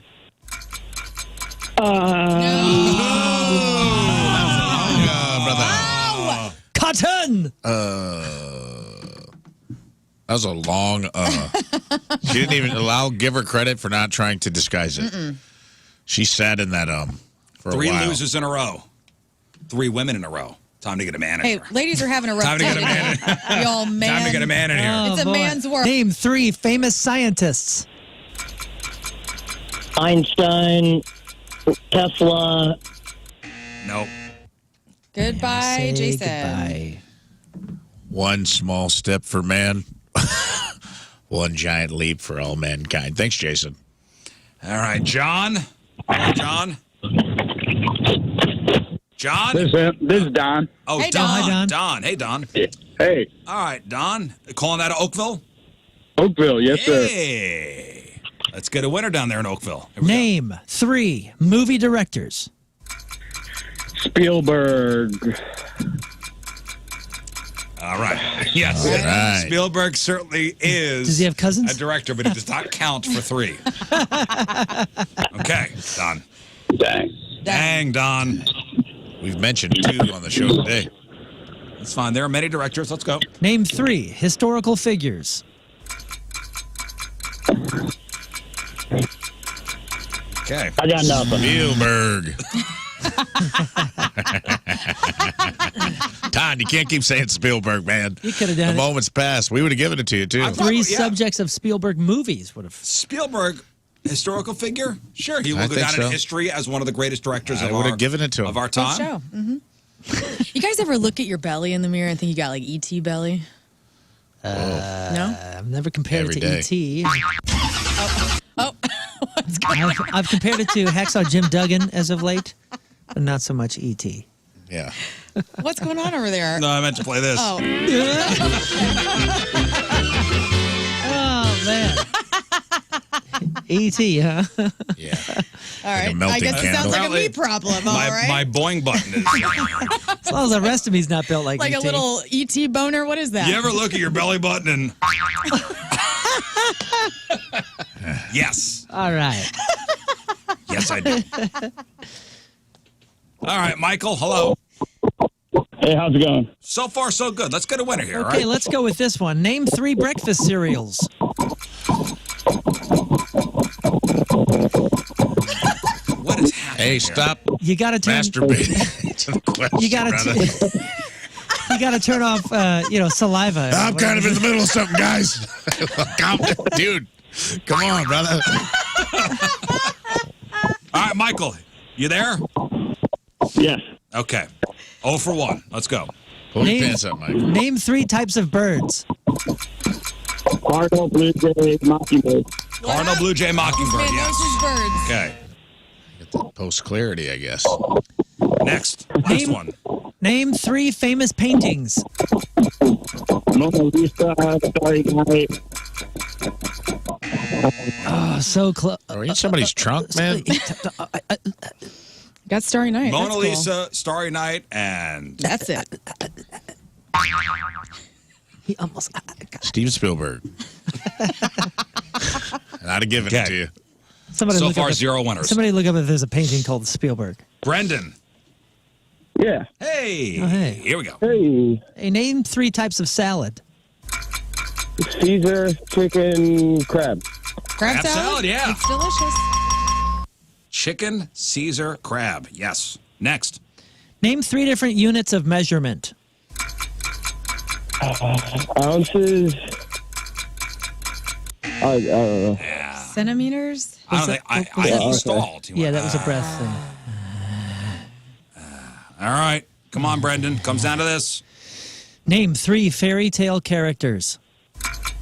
Snow White, Rapunzel, Robin Hood. Is Robin Hood a fairy tale character?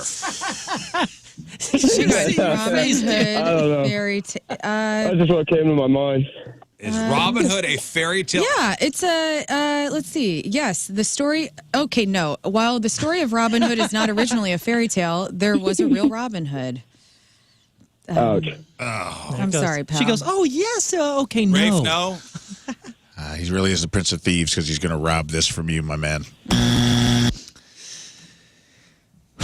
Last one. You do admit that this is easier than the last. Could have No, said the this is- 7 dwarves after you said Snow White. It's fine. It's fine. I think these are fair and not too terrible. These are big tickets, man. All right, Lern. 2, 3, or 4. 3. Hank. You had 2 women and 1 guy. You picked the guy. Hank. It all comes down to you, Hank. Hey, guys. This is it. Can we get 1 winner? Come on, Hank. Come on, Hank. That's how Hank. Show him how Hank Hank does gonna it. do it again. This is for the guys. Name 3 types of nuts. Brazil, cashew, peanut. And D's nuts. These nuts would have counted. Probably would have got you the win there. That's right. Okay. We were looking for D's nuts. Fine. Fine. You want to do this the hard way? Okay. Could have done it the fun way. And Next. For the win, name 3 famous bridges. Brooklyn, FDR, Washington. FDR Bridge. The FDR Bridge. Where's the Well, FDR let's Bridge? find out. I bet there is one.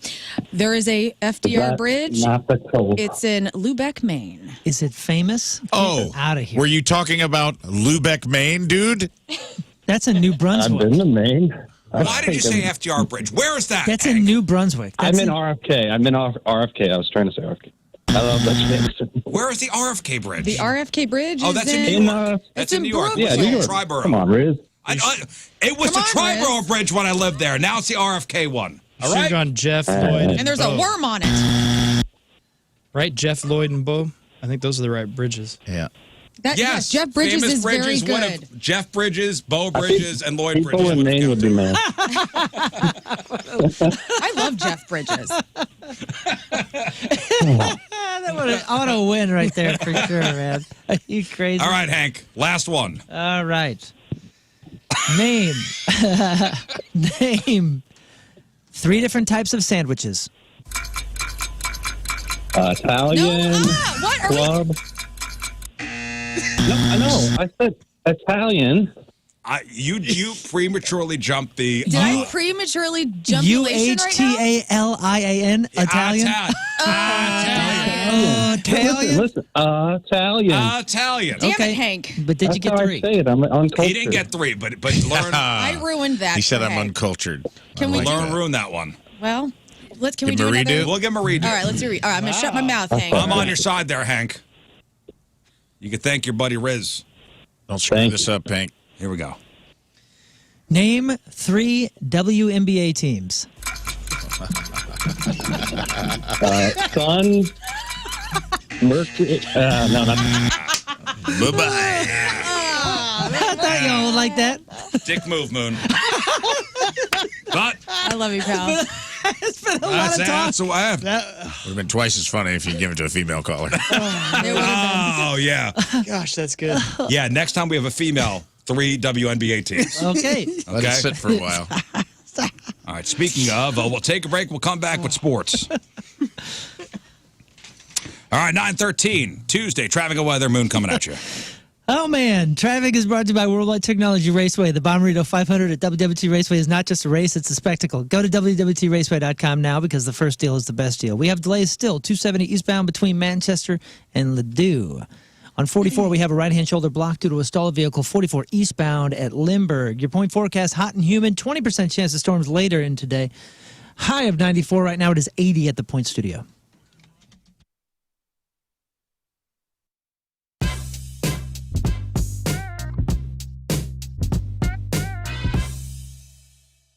How are you, good sir? It's nice to see you again. Yeah, I'm doing well. We're chugging along on this tour, and it feels pretty good. Yeah, well, first and foremost, all right. How's the knee going, man? Are you doing okay? And I would assume that Josh has done a lot of apologizing since this all went down. But are you doing all right?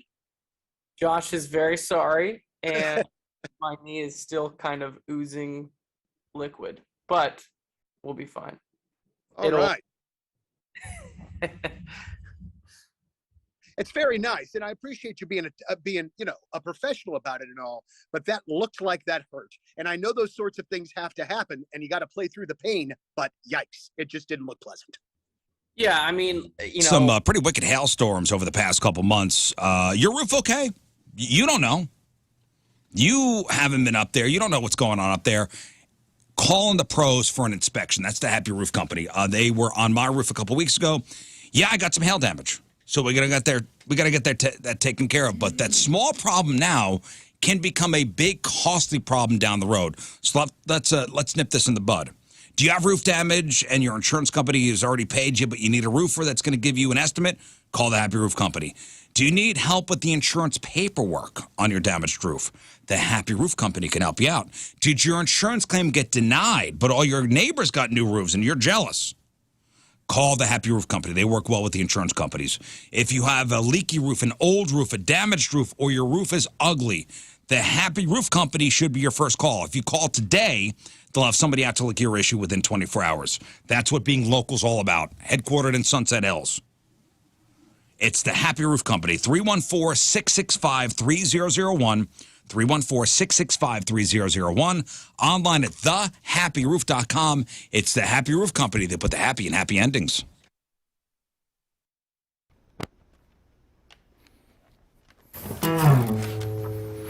Everywhere you look at me, you can see I'm in a brace. Yeah, you got a giant halo right there on your face. And every time I look at you, girl, you know it's true. Yeah, you got a giant halo right there on your face. Hello, hello, hi. Howdy, hello, hi. That was Beyonce's Halo.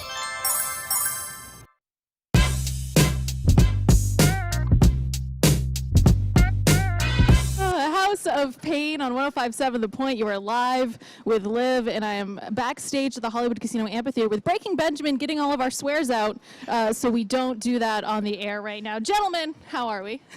We're good. Great. It's good to be here. Good. Thank you so much for taking the time to be here. And I'm going to start off by saying something I said to Brent Smith a couple days ago of Shinedown. WindowNation.com. WindowNation.com. 866-90-NATION. Tell them Moon sent you. Incredible time to save some money and get better windows and increase the efficiency of your home. Save money in the long run. And now the semi-annual sale is going on now all the way until June 30th, which is not that many more days left. You can get quality, affordable windows at a really, really big deal. 50% off all windows along with 0% interest for 5 years. Plus, if you schedule an estimate now, you get a bonus 10% off that. Are your old windows even ready to handle this kind of summer heat? If they're not, you already know that, and you should just call 866-90-NATION. This month only, again, 50% off all windows plus 0% interest for 5 years and bonus savings offer if you schedule your appointment today. Hurry, that sale ends June 30th, so schedule a fast, no-obligation in-home estimate with the pros at Window Nation. Tell them Moon sent you when you call 866-90-NATION or visit the website, windownation.com.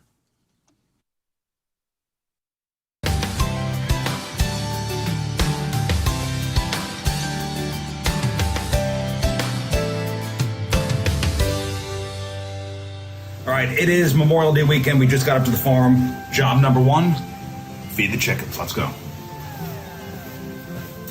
There's 1 turkey, 2 turkeys. Yeah. All right, come on. To the chicken house.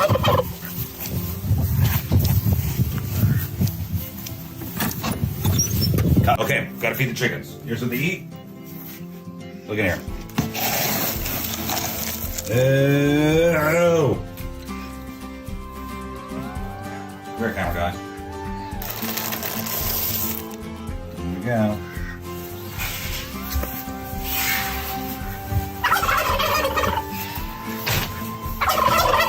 All right, chickens. Here we go. Who wants to eat?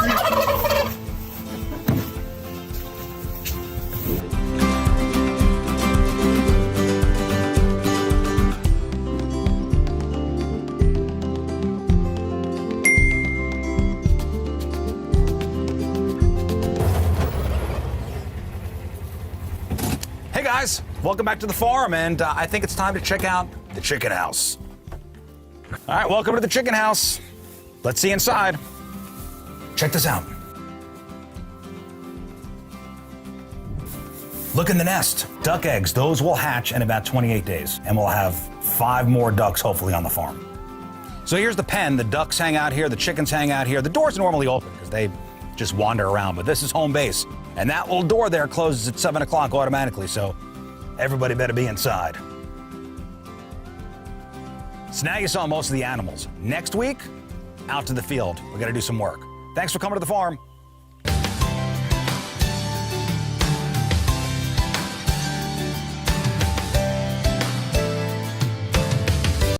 Well, let's get to Moon's list of things he would like Moon's to achieve bucket before list. There's death. some cool ones on here, man. There's a couple cool ones. Let's start with number 1. Moon wants to drive a monster truck, which is rad as hell. And I at least want to ride shotgun. Yeah. Heck yeah, man. Growing up in St. Louis, big Bigfoot fan, as everyone should be. Mm-hmm. And, man, we've gone to this Monster Jam. You know, Monster Jam always invites me out and has had me out for years and years and take the kids. And it's just been the most fun experience every single time it comes through. We do a whole family event with it, and every time, you know, Scott and I have done this, where we get down on the track, on the dirt beforehand for the pre-show, and when you're next to one, how can you not? So Riz Show, Eagle Call. Eagle Call! So this Saturday, we are having a blood drive. Blood drive happening, Hoods in Festus, 1212 West Gannon Drive. Blood drive is from 9 a.m. to 2 p.m. I'll be out there from 11 to 1. So important that you come down and donate. That life-saving blood. Blood supplies typically run low during the summer months because people don't think about it. But that life-saving blood is needed year-round. So blood transfusions are used to help treat patients with cancer and heart disease, victims of trauma, and for complications related to childbirth. And once again, we've teamed up with Impact Life. They are a not-for-profit provider of blood components for hospitals across the St. Louis area, and they get their blood from events like this. So 9 a.m. to 2 p.m., Hoods in Festus, Saturday. Make an appointment to give blood. Blooddrive.1057thepoint.com. Blooddrive.1057thepoint.com. The mobile blood units will be out there waiting for you. That's blooddrive.1057thepoint.com. We'll see you on Saturday at Hoods.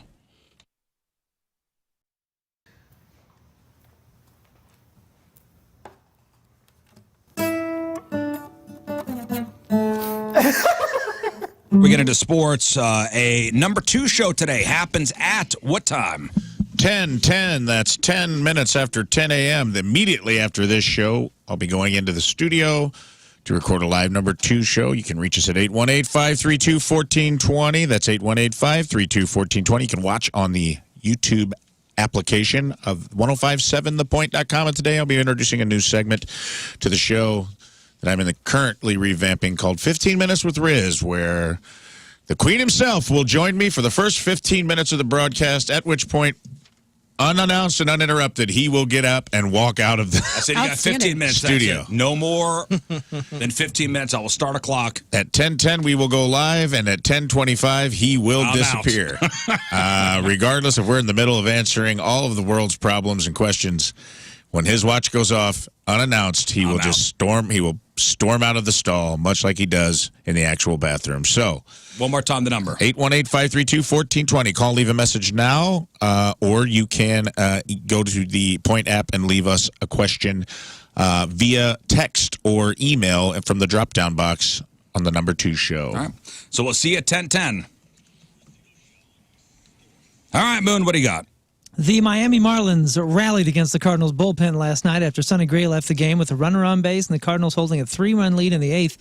The Marlins tied the score on a 3-run home run against reliever JoJo Romero, forced the game into extra innings. However, the Cards bounced back and pulled out a 7-6 win in 12 innings in the first game of a 3-game set at Lone Depot Park on Monday night. Rookie shortstop Mason Wynn, I love this guy, provided the pivotal hit in extra innings when he smashed his 4th home run of the season, a 2-run laser to left field on an 0-2 pitch in the 12th. They go again today in Florida at 5:10. Boy, that Dylan Carlson throw, huh? That was incredible. Yeah, threw him out at the plate. He gets a big hug from me. He's a lucky guy. Another former Blue has made his way back to the St. Louis front office. Brian Elliott, Moose is what they call them, right, is now a goaltending scout and development coach in the organization. GM Doug Armstrong announced this yesterday. Elliott played 181 games as a Blues goaltender as part of a 16-year NHL career. He last played pro in 22-23 as the Lightning's backup. The Boston Celtics are back on top of the NBA mountain last night. The Celtics won Game 5 of the NBA Finals over the Dallas Mavs, securing a 4-1 series win. The Celtics captured their 18th NBA title overall, breaking a tie with the LA Lakers for most championships in the league. Jaylen Brown was named the Finals MVP. Here's the final call. This crowd on its feet, the best team in basketball all year, all the work, all the sacrifice, handling the enormous weight of massive expectations. It's over. Time to say it again, Boston. Anything's possible. Banner number 18 has been secured. The Celtics are NBA champions. As far as MVP, it could have been Jason Tatum. He scored 30 last night. Jeez. St. Louis' own. Tatum was incredible. It could have gone either way, but I like the St. Louis connection. That's all I care about. Bill Belichick is dating a 24-year-old former cheerleader, apparently named Jordan Hudson. Bill is 72. 72. And she is 24? 24. Okay, so I asked Moon to pull pictures of the two of them. Okay. Learn, if you would, take a look. Oh, yeah. Here we go. It's like his granddaughter. I saw it earlier. Bill Belichick. Cool. Let's get this out of my way. Here. It's not like a Honda Pilot. Yeah. Okay. There she is. This is her. This is a. There he is. That's Bill. Let's go down. That's her again. There he is. There's Bill. That's her again. Yeah. Just a couple years ago. Looks like Grandpa has taken his granddaughter out to some dinners. It's pretty weird. That's her. Now, I mean, she's a gorgeous Good gal. on both of them. Gorgeous gal. And he's a gorgeous. What did they talk about? Here's them next to each other. Probably nickel defensive packages, I would imagine. She runs to the store to get him Depends. And I mean, at that roast of Tom Brady, Bill Belichick had a good time. Maybe he's fun. I don't know. She was there. She was there with him. It's interesting that you mentioned that because you may recall that Gronk, also known as Rob Gronkowski, he joked about their relationship at the Tom Brady roast, but few knew about it back then, so nobody knew what he was talking about. Here's the Gronk joke. Coach, you used to talk about Foxborough High School when we sucked, but now I know why you were so obsessed with Foxborough High School. You were scouting your new girlfriend. Now, without context, it sounds like he's a pedophile. Yeah. That's awesome. So this was his wife. This was his wife before Linda Holiday, or long-term girlfriend. She's beautiful too. They were dating a long time. Yeah. They recently got. Okay. How old is she? I don't know how old she is. I mean, she's obviously much closer to his age, but she's gorgeous too. So this guy, he's got a huge. He knows what he's. He's got a huge wallet. Yes. Okay. All right, and on that note, I'm Moon, and that's your sports, because doing the bull dance, feeling the flow, working it. Hey, Scott, how about some jokes after the break? Really? King Scott's headline goo. I'll write next. some real quick. Just real quick, we got a couple minutes left. You know, we got 2 comedians here. Oh, yeah. Rafe, don't get too jealous, okay? Well, I'll try not to. I like to share the spotlight. I don't have any problem with that. Thank you. All right, 9:28. Tuesday, traffic and weather. One final look. Moon coming at you. Traffic is brought to you by Worldwide Technology Raceway. The Bommarito 500 at WW2 Raceway is not just a race, it is a spectacle. Go to WW2Raceway.com now because the first deal is the best deal. Right-hand shoulder block due to a stalled vehicle 44 eastbound at Limburg. Your point forecast, hot and humid, 20% chance of storms later in the day. High of 94. Right now it is 80 at the Point Studio.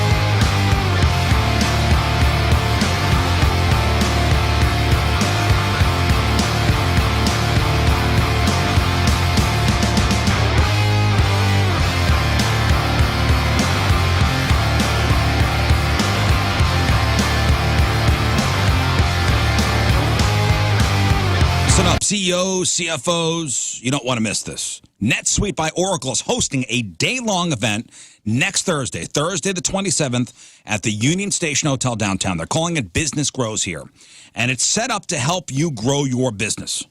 Spend the day learning from more than half a dozen speakers on stage, sharing their wisdom and their insights, including Jamie Siminoff. That guy is the guy who founded Ring Video Doorbell. Very successful. Every speaker you'll hear from will leave you with actionable strategies and tips that you can immediately apply to your business. Take all the notes you want and meet the people that could change the way you look at growing your business today. Apply to attend the business event of the year. NetSuite's Business Grows Here happens next Thursday, the 27th. It's going to be a day well spent. And it's free to attend if you qualify.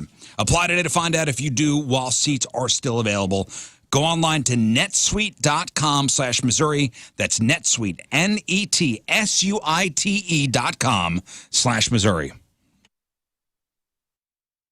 Donnie Fandango from 105.7 The Point. Very happy to be joined by Dan Reynolds, frontman of Imagine Dragons. And Dan, we have a lot to talk about, but you are involved in one of my favorite life moments, and I have to tell you about it. And I've been wanting to tell you about it since it happened. It came up in my memories about 3 years ago this past weekend, and I had a chance to take, at that time, my 10-year-old daughter to see you guys live. My daughter's now 13, and some days are rough, and she's an amazing girl, but that day at your show, Dan, for the first time, I got to watch her get completely lost in a show. Her eyes were closed. She was singing the songs. She was completely unaware of anything else around her other than just being lost in the show. And as a music fan, as a father, as a person, it is one of my favorite memories of all time. And I thank you so much for being a part of that. I know you get to do that, you know, not just with me, but man, it's something that I look back on fondly and always, always, always will. Thank you, man. Thanks for sharing that. That's, yeah, I miss shows. I miss looking out and seeing people do exactly that, you know, get lost in it. And that's what it's all about. I think the whole world needs music, you know, that's what unites us. So I love hearing stories like that. So thanks for sharing that. Nah, man, not at all. So big things going on in the Imagine Dragons camp. The new album coming out September the 3rd. It's called Mercury Act 1. I want to know tell me about this album title. What does that mean? Or do we find out? Oh, yeah. The meaning of the title, originally when I was playing around with ideas and thinking through it, I thought I'd call the album Mercurial, which is a word that basically means volatile or subject to dramatic changes, which is really indicative of the whole record and my state of being. Guys, let's just talk about the goals. Let's not talk about not feeling great. Let's just talk about the goals. You want to look, feel, and perform your very best. Mentality Health is there to help. When you are tired of making excuses. You are ready to start making changes. You are going to get to that goal of just feeling your absolute best, looking better than you have, sleeping as well as you can. Mentality Health will help you. Maybe you're low in T, maybe you're low in vitamins, maybe something else is going on. Who knows? I don't, you don't. But the board-certified physicians will get to the bottom of it immediately with a blood draw. They'll find exactly how, where your numbers are sitting, where you want to be. They'll even educate you on, here's what free testosterone is. Here's how we develop it naturally. Here's how we can help. Now, listen, maybe they get your numbers back and they find out that you are freaking Superman. They will be the first ones to show you, hey, look at this. You're doing great. You're Superman. High-five you and send you on your way. But if you are depleted in anything, I was depleted in not just low, but like out of vitamin D. They'll get you back, and they'll maintain customized treatment programs for you so you can reach those goals. Again, it's about the goals. Let's get there. Mentality Health, mentalityhealth.com.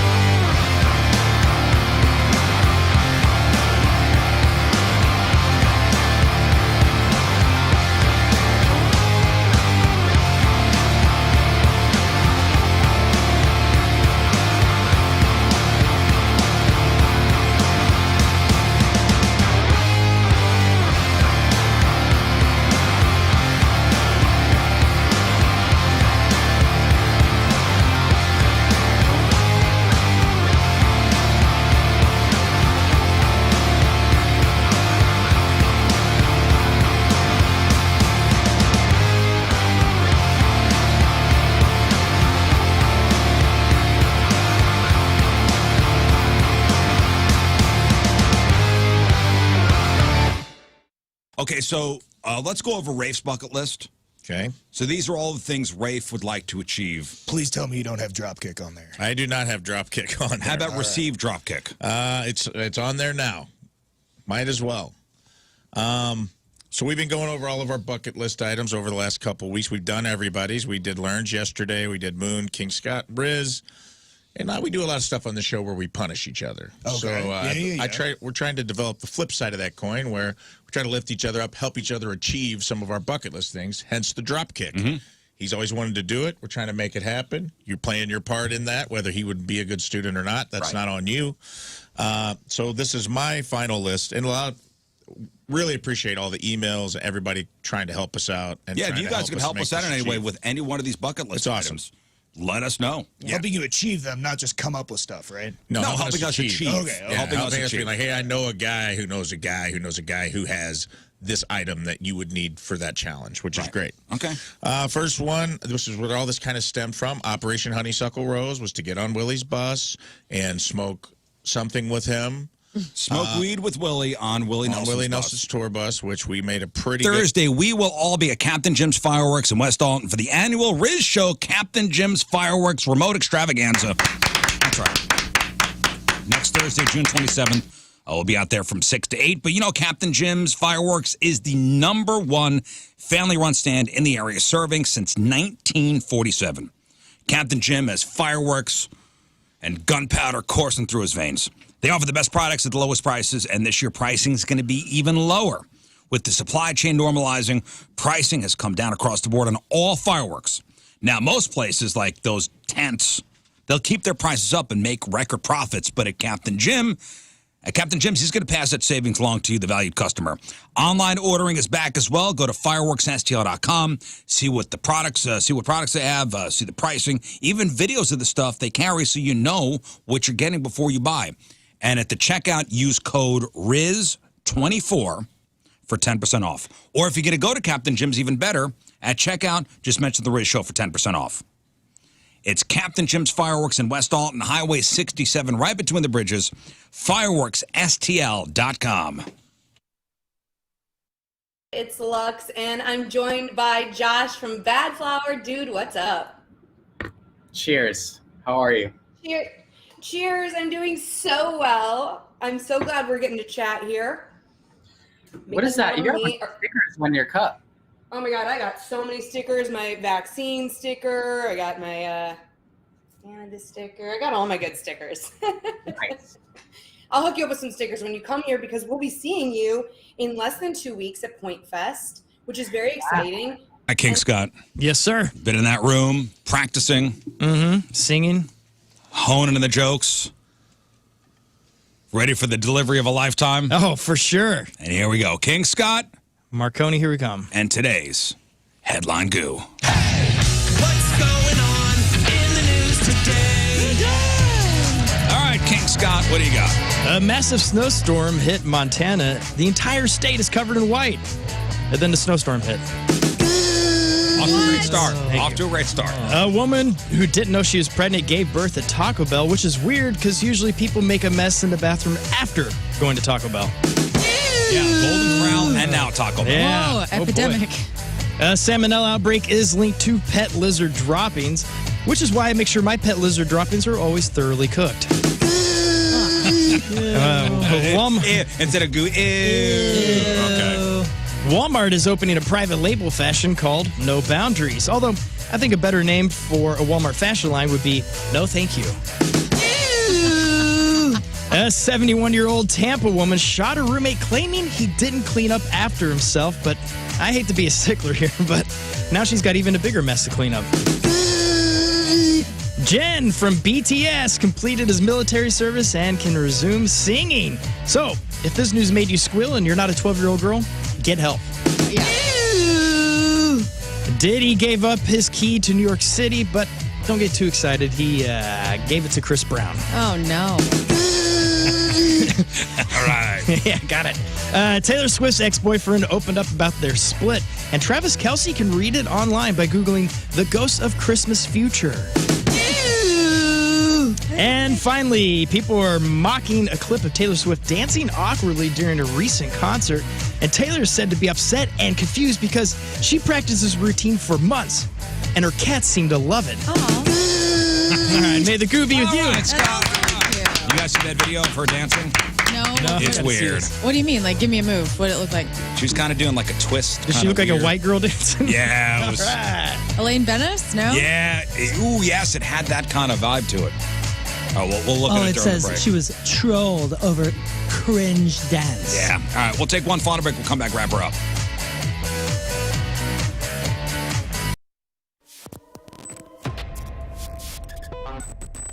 We are backstage at Point Fest, and I got to tell you. Say it again, but slower. Backstage at Point Fest At Point with my Fest. dude, grandson. Woo! How long has it been since the last Point Fest? Oh, 2 years almost, probably. A We year are and a half, for sure. backstage and doing it. At Point Fest, and we're doing it. And We're it's doing beautiful. It. Come rain or come shine. All right, here, I got a first question to ask of you. What's up? All right. Whoa! I'm here for an interview with grandson. I have an interview with grandson today. Oh, I thought that I got... Men's Health. Guys, take your health back in 2024. Go to Victory Men's Health and let them test your blood down to the micronutrient, down to the cellular level to figure out what's going on with you and your body and get you on a treatment that's right for you to get you feeling like you did 10, 15, maybe even 20 years ago. Who knows? I don't know how old you are, and I don't know how you felt back then. But what Victory will do is figure out what's going on with you, and they give you a customized treatment plan. They don't do a one-size-fits-all, and they got it all, baby, from weight loss therapies to testosterone therapies to vitamin therapies to red light therapy. Whatever kind of therapy you need, you can get it there. And, man, it is a nice place. They'll hook you up. They'll put you in one of those suspended chairs that make you feel like you're in anti-gravity and hook you up to an IV full of all kinds of vitamins and nutrients. You'll feel like Popeye when you get out of that thing. So whatever you need to do to feel better, Victory's got you covered. They got 4 locations, one in Each O'Fallon, one in Town and Country, one in Sunset Hills. No matter what you need, Victory's got your back. Don't wait. Take your health back in 2024. Go to victorymenshealth.com. That's victorymenshealth.com.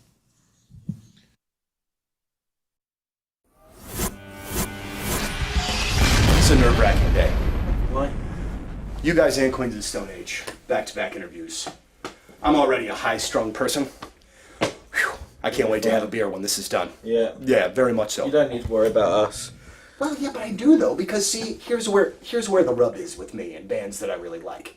If it's a band that I'm about, I can power right through. Mm-hmm. But then when it's a band that I really dig, then there's a bit of that fanboy stuff that starts popping out. And that's what I'm trying to control. So here, I'm bringing it down. I'm going to do my best professional interview as I You're doing very well so far. Together. together we can all do this. We can all do this. So I had the fortune of seeing you guys on Saturday. I was in Austin at ACL. Now I want to talk about this. I got to talk about this because I know you guys had troubles. I guess it was with pedals. It was with cables and amps weren't turning on, basically, yeah. But from where I was standing and watching from my vantage point, it was a flipping phenomenal show. Like, I loved it. I thought it was great. Oh, thanks. So when you are, a few days away from that, this kind of already answered my question with your facial expressions, but do you look back at that and go, whew, I can't wait for this weekend and us able to do it again? Or do you go back and go, you know what, this song was messed up, but we powered through for the rest? I kind of, when stuff goes wrong and breaks, I almost feel like... If you had a crystal ball, you wouldn't agonize over whether to sell your home. I mean, if you had a jump to conclusions, Matt, you would know. And you would just ask, you said, should I stay in my home while the home value is sky high, or wait and hope that the bottom doesn't drop out of the housing market? And the thing is, you're not ready to move. You don't want to yet. Well, I got some very good news for you. You don't need a crystal ball. You don't need to jump to conclusions, Matt. With Truehold's Sell and Stay program, you can literally sell right now and stay in your home as long as you like. And when you sell your home to Truehold for its best current value, you can fully cash out your home's equity, and you can stay in your home as long as you want with an easy, affordable lease. And Truehold, they pay your property taxes, your insurance, and even your maintenance. So Truehold unlocks your wealth without uprooting your life. So get an offer right now while your home value is sky high, and use that money to secure your retirement, pay off some bills, or finance your dreams. Call 1-855-300-9993 or visit Truehold.com. The smarter, faster way to cash out your home, best current value without moving. That's Truehold.com.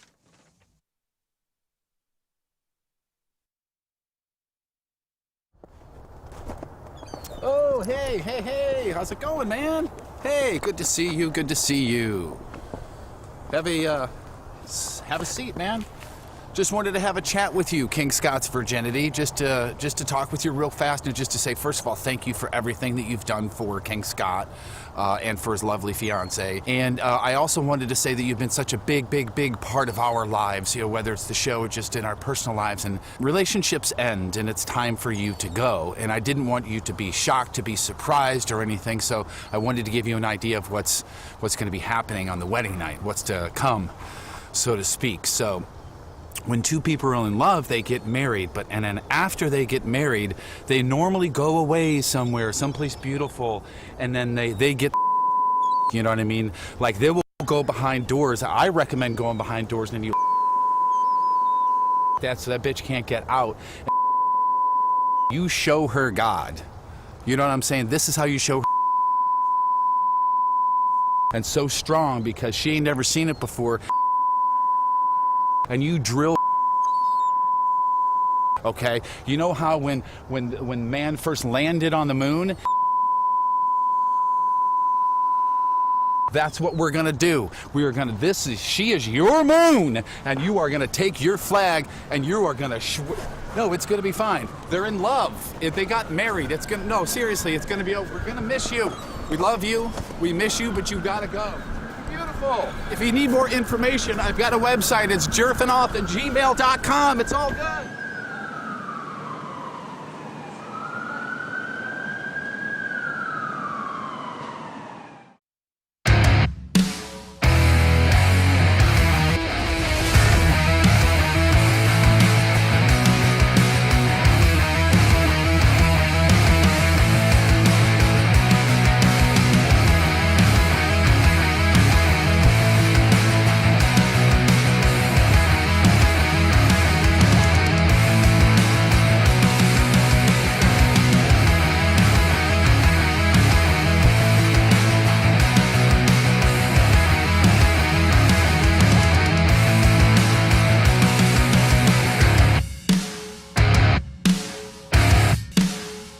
Here, and it's time to take advantage of Zero Res's best deal of the summer. Basically, every surface in your home can be zero resified. So it's time to call the cleaning pros. My cleaning pros, Zero Res. Get 3 rooms clean starting at $129. Don't go the DIY route. That's going to lead to more of a mess. Vacuuming, by the way, is not sufficient enough to maintain the cleanliness and lifespan of your carpet, period. And do not, and let me repeat, do not leave the deep cleaning to yourself with one of those DIY dirt-attracting carpet soaking machines. With those machines, there's no possible way to get all that dirty water out of the carpet, leaving your floors worse than they were before. Zero Res has a 4.9 rating on Google with over 5,500 reviews. By the way, Zero Res, it's safe for pets, it's safe for people, it's safe for the planet. This deal ain't going to last long. You owe it to yourself and your family, your health. Call Zero Res, schedule your appointment at ZeroResSTL.com or call 314-474-2020. Make sure you mention the Riz Show. Spelled backward or forward, spelled the same at Zero Res. It's Lux, and I'm joined by Josh from Bad Flower. Dude, what's up? Cheers. How are you? Cheers. I'm doing so well. I'm so glad we're getting to chat here. What is that? You got stickers on your cup. Oh my God, I got so many stickers. My vaccine sticker. I got my Canada sticker. I got all my good stickers. Nice. I'll hook you up with some stickers when you come here because we'll be seeing you in less than 2 weeks at Point Fest, which is very exciting. Wow. And then after that, you got a record coming out, so we got a lot to chat about today. I'm excited. Yes. So where are you in the world right now? Because I know you guys are currently on tour. Are you like in a bunker somewhere? No, we're not on tour. Right? I mean, we've just been doing like weekend festivals. Well, you start on the 10th or 9th, right? You start this week. Yeah, something like that. I'm in a barn. This is where I live. This is my home. Still on the farm. How's farm life? Farm life is great. I mean, it's been like very sparse. Like we've been doing shows over the weekend for the most part, or like just these random things. So it's go do a big drive, come back, spend like 2 days at home prepping for like the big headline tour, go leave again, try to come back and like get more stuff done. You sprung and summer is upon us. The first day of summer is in 3 days. Did you guys know that? Me neither, except I said it just out loud right now, and it's only going to get hotter from here. Don't cool off the outside this year. Call my guys at Universal Windows Direct. They got that super spacer tech from NASA, baby. It helps keep the edge of the glass cooler, holds the windows seal longer, and makes the windows last 5 times longer than any other Windows system. Plus, your windows from Universal Windows Direct perform better and last longer than any other Windows system. Universal Windows Direct also backs it all up with true lifetime warranty for as long as you own your home and 20-year warranty for the next homeowner. That's a good deal for them. Call Universal Windows Direct at 314-334-2522 today, and for every 2 windows you get 2 free. That's buy 2, get 2, buy 4, get 4. Keep on doing that math. The point is there's no limit, plus 0% financing for 60 months. That's 5 years with no interest to pay off your windows. That is a deal you cannot pass up. Updating your windows with Universal Windows Direct means extra protection from the elements, consistent temp in your home, increased energy efficiency, and reduced heating and cooling costs, plus a quiet and more comfortable home. Call for your free in-home estimate today. Don't forget about the 0% financing for 60 months. That's a good deal. You need more than that? Fine. Tell them I told you to call. You get an extra $250 off your next project. Guys, call now. For the last windows you'll ever own, go to UWD.com, and like me, you'll be saying, and this one's for the worst troll in America, Big Perm, I love my windows!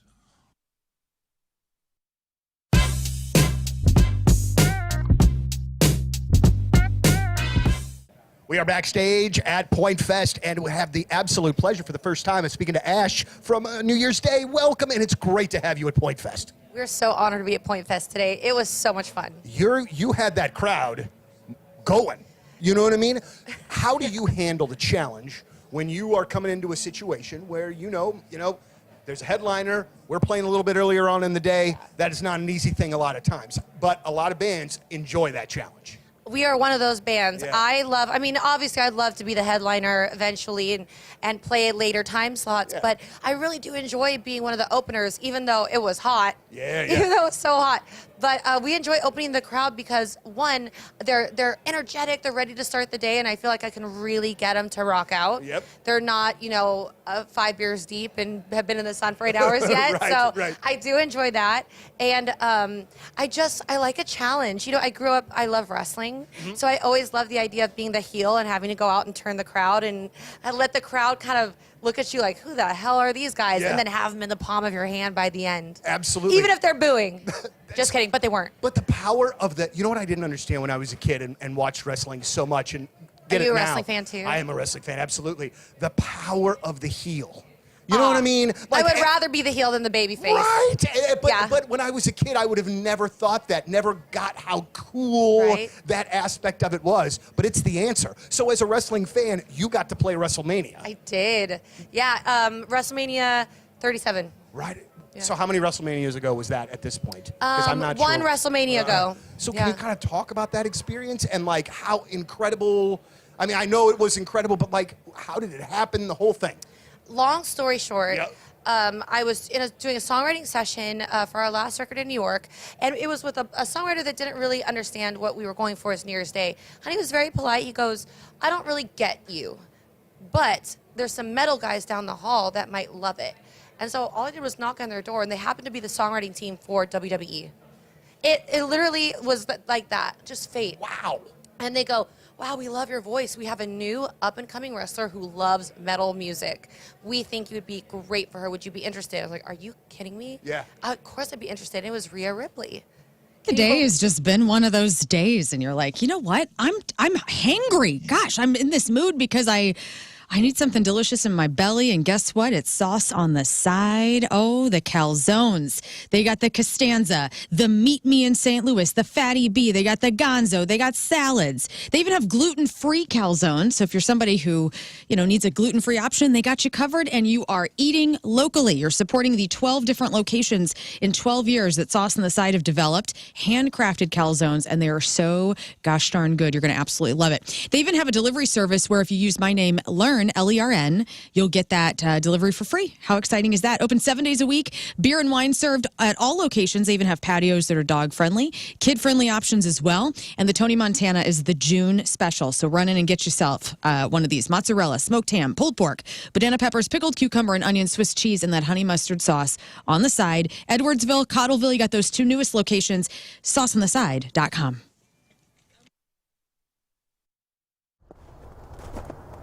Oh, hey, how's it going, man? Hey, good to see you, good to see you. Have a seat, man.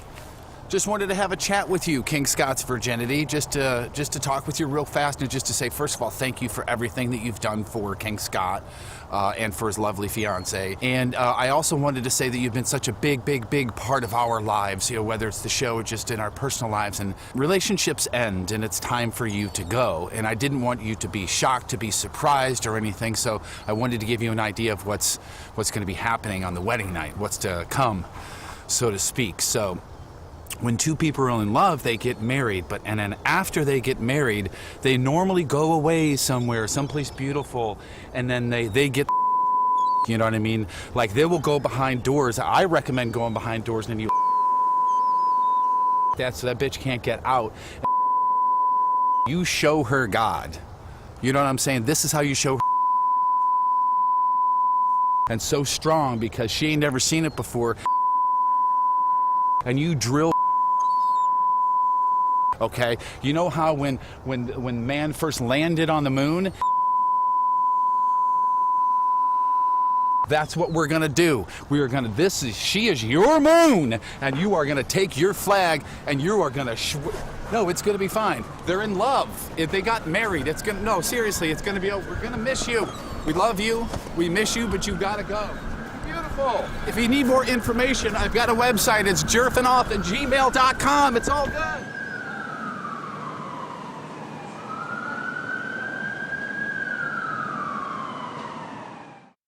We're talking about shopping local, right? STLmattressdirect.com. Mattress Direct, right here in St. Louis. Campbell Mattress, made here in Missouri. Missouri-made mattresses. Why pay to get a mattress made somewhere else and shipped here when you can get such a deal right here from Mattress Direct? And right now they're celebrating Campbell Mattress's 90th anniversary by giving you free sheets and 2 free pillows with a purchase of a Campbell mattress at Mattress Direct. Check them out now. STLmattressdirect.com.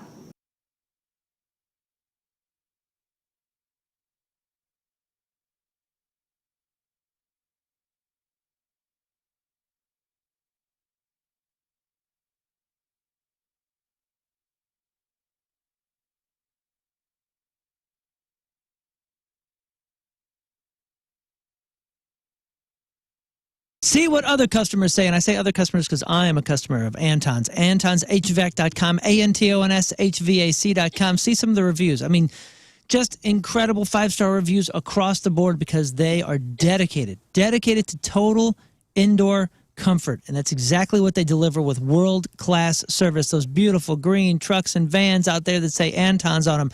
They're serving our entire community, and they have for a very long time, many, many decades. With, again, like the goal just to make sure that everybody in our area who's dealing with these crazy seasons and crazy heat now during the summer has total indoor comfort. They are the energy experts. That's why they're called Anton's Plumbing, Heating, Cooling, and Energy Experts.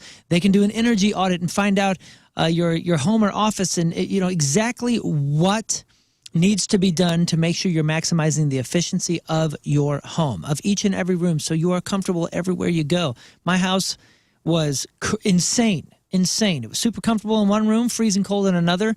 And dude, one of my daughters was sweating going to sleep not long ago before we called Anton's to figure out exactly what was going on. We had an energy audit and we found out we were able to fix so much. Made a huge difference in our home and is saving us money in the long run. Anton's Plumbing, Heating, Cooling, and Energy Experts. See what customers are saying. Even follow their Instagram and see how they support our heroes. They offer a free lifetime maintenance for veterans and first responders. Check it out, AntonsHVAC.com, ANTONSHVAC.com.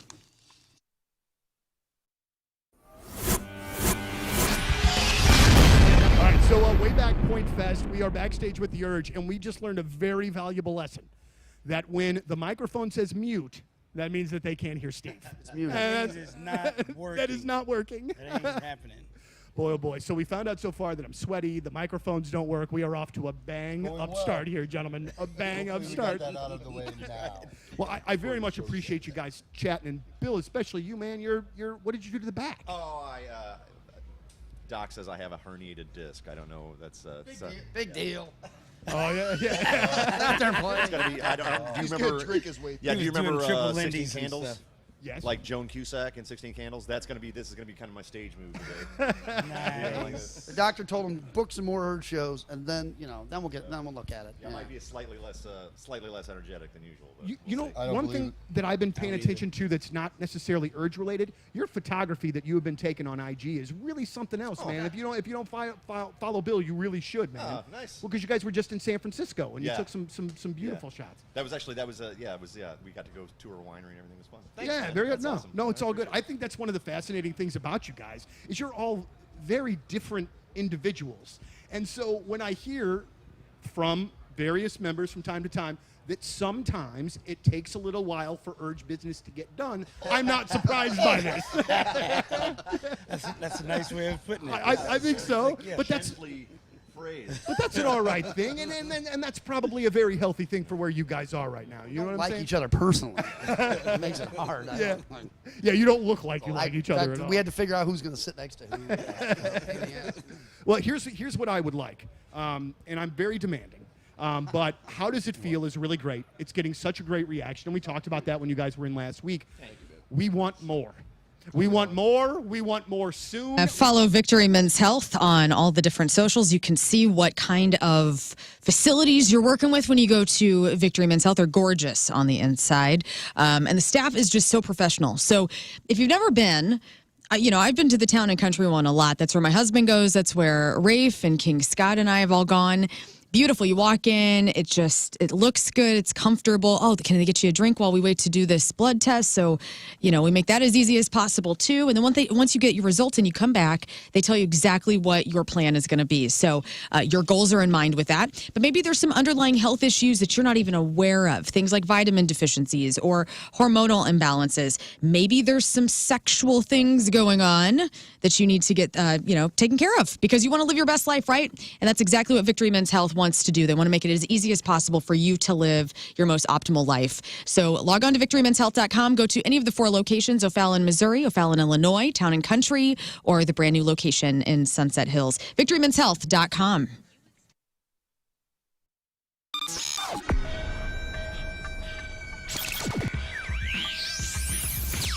We are backstage at Point Fest, and I am absolutely honored and incredibly nervous, as a matter of fact, to have the pleasure of speaking to Alice in Chains. Gentlemen, thank you so very much. It's really great to see you here today. Why is he nervous? Is he owes money or something? I do not. I do not. You slept with my wife, you son of a bitch. Oh. See, none of those kinds of things other than just your random fanboy saw you in 93 at Lollapalooza, That's all right. all That's of that acceptable. sort of thing, you know? All But good, man. It's really great to have you here. And, you know, one of the things that in reading about the new record, it seems like the excitement level is more than just kind of like, you know, of course everybody says the nice things when their new album is about to come out. Not everybody. Not everybody, man. Well, but it seems like there is genuine excitement about this particular project. Can you tell us I'll a just bit why? mess on you. Yeah. Well, we don't do records every year, so it takes a while. So when we get one out, it's like, all right, they actually did one. Like, it's been about 5 years since we put a record out, so the response to the one has been really strong. We've been having a great time playing it. Raj, you got all this scrap metal. What are you going to do? You're going to throw it in the garbage? It's going to end up in the landfill. Why don't you recycle it and actually make some money? Bring that junk over to Scrap Mart Metals. You'd be amazed how much junk in your garage is worth cash at Scrap Mart. Unlike the other guys, Scrap Mart is clean, it's safe, it's convenient. Locations in Valley Park, right at 141 and 44, Peevely and Jonesburg. They will take cast iron, they'll take steel, they'll take electric motors and batteries and aluminum and cans and stainless steel and brass and copper wire. I've seen it for myself. You drive into Scrap Mart, you drive right onto the scale, you see how much everything weighs, they give you a receipt, you go inside, boom. Get cash. Scrap Mart offers the top dollar payouts for all your scrap metals. Since 2011, they have provided superior service to the customers, have assisted them in receiving the most money for their metals. Recycle smart at Scrap Mart. ScrapMartMetals.com, ScrapMartMetals.com.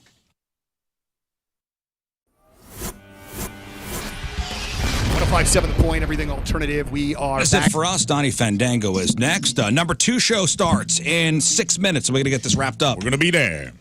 Today's podcast title is On the Freaking Dog Issue. On the Freaking Dog Issue. Oh, okay.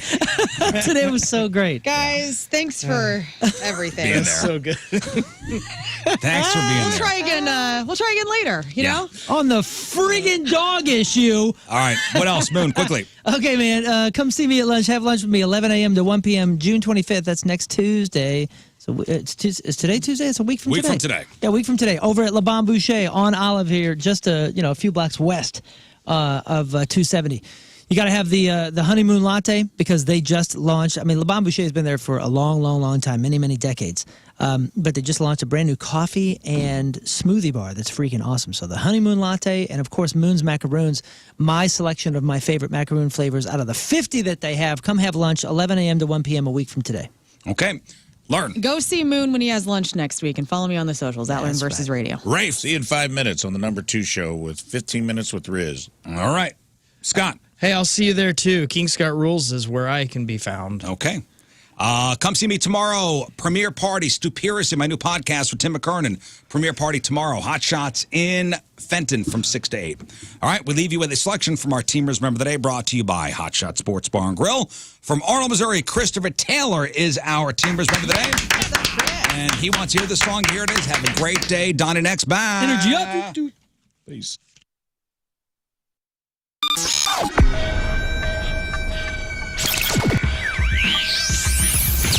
All right, here we are backstage, Wayback Point Fest, with the boys from Lit. Gentlemen, how are you? It's great to see you again. We're doing great. Great to see you guys. Okay, first and foremost, I hear that there is illness sweeping through the Lit camp. Can we confirm, deny what's going on? I'd rather not use the word sweeping through because it's just one guy. Okay. At the moment, and luckily we're at the tail end. We got like less than a week left of the tour. Man, so you're hanging on. We've been out for over 10 weeks, or about 10 weeks, and that's not bad. And logistical question for those of us that have never had to do this.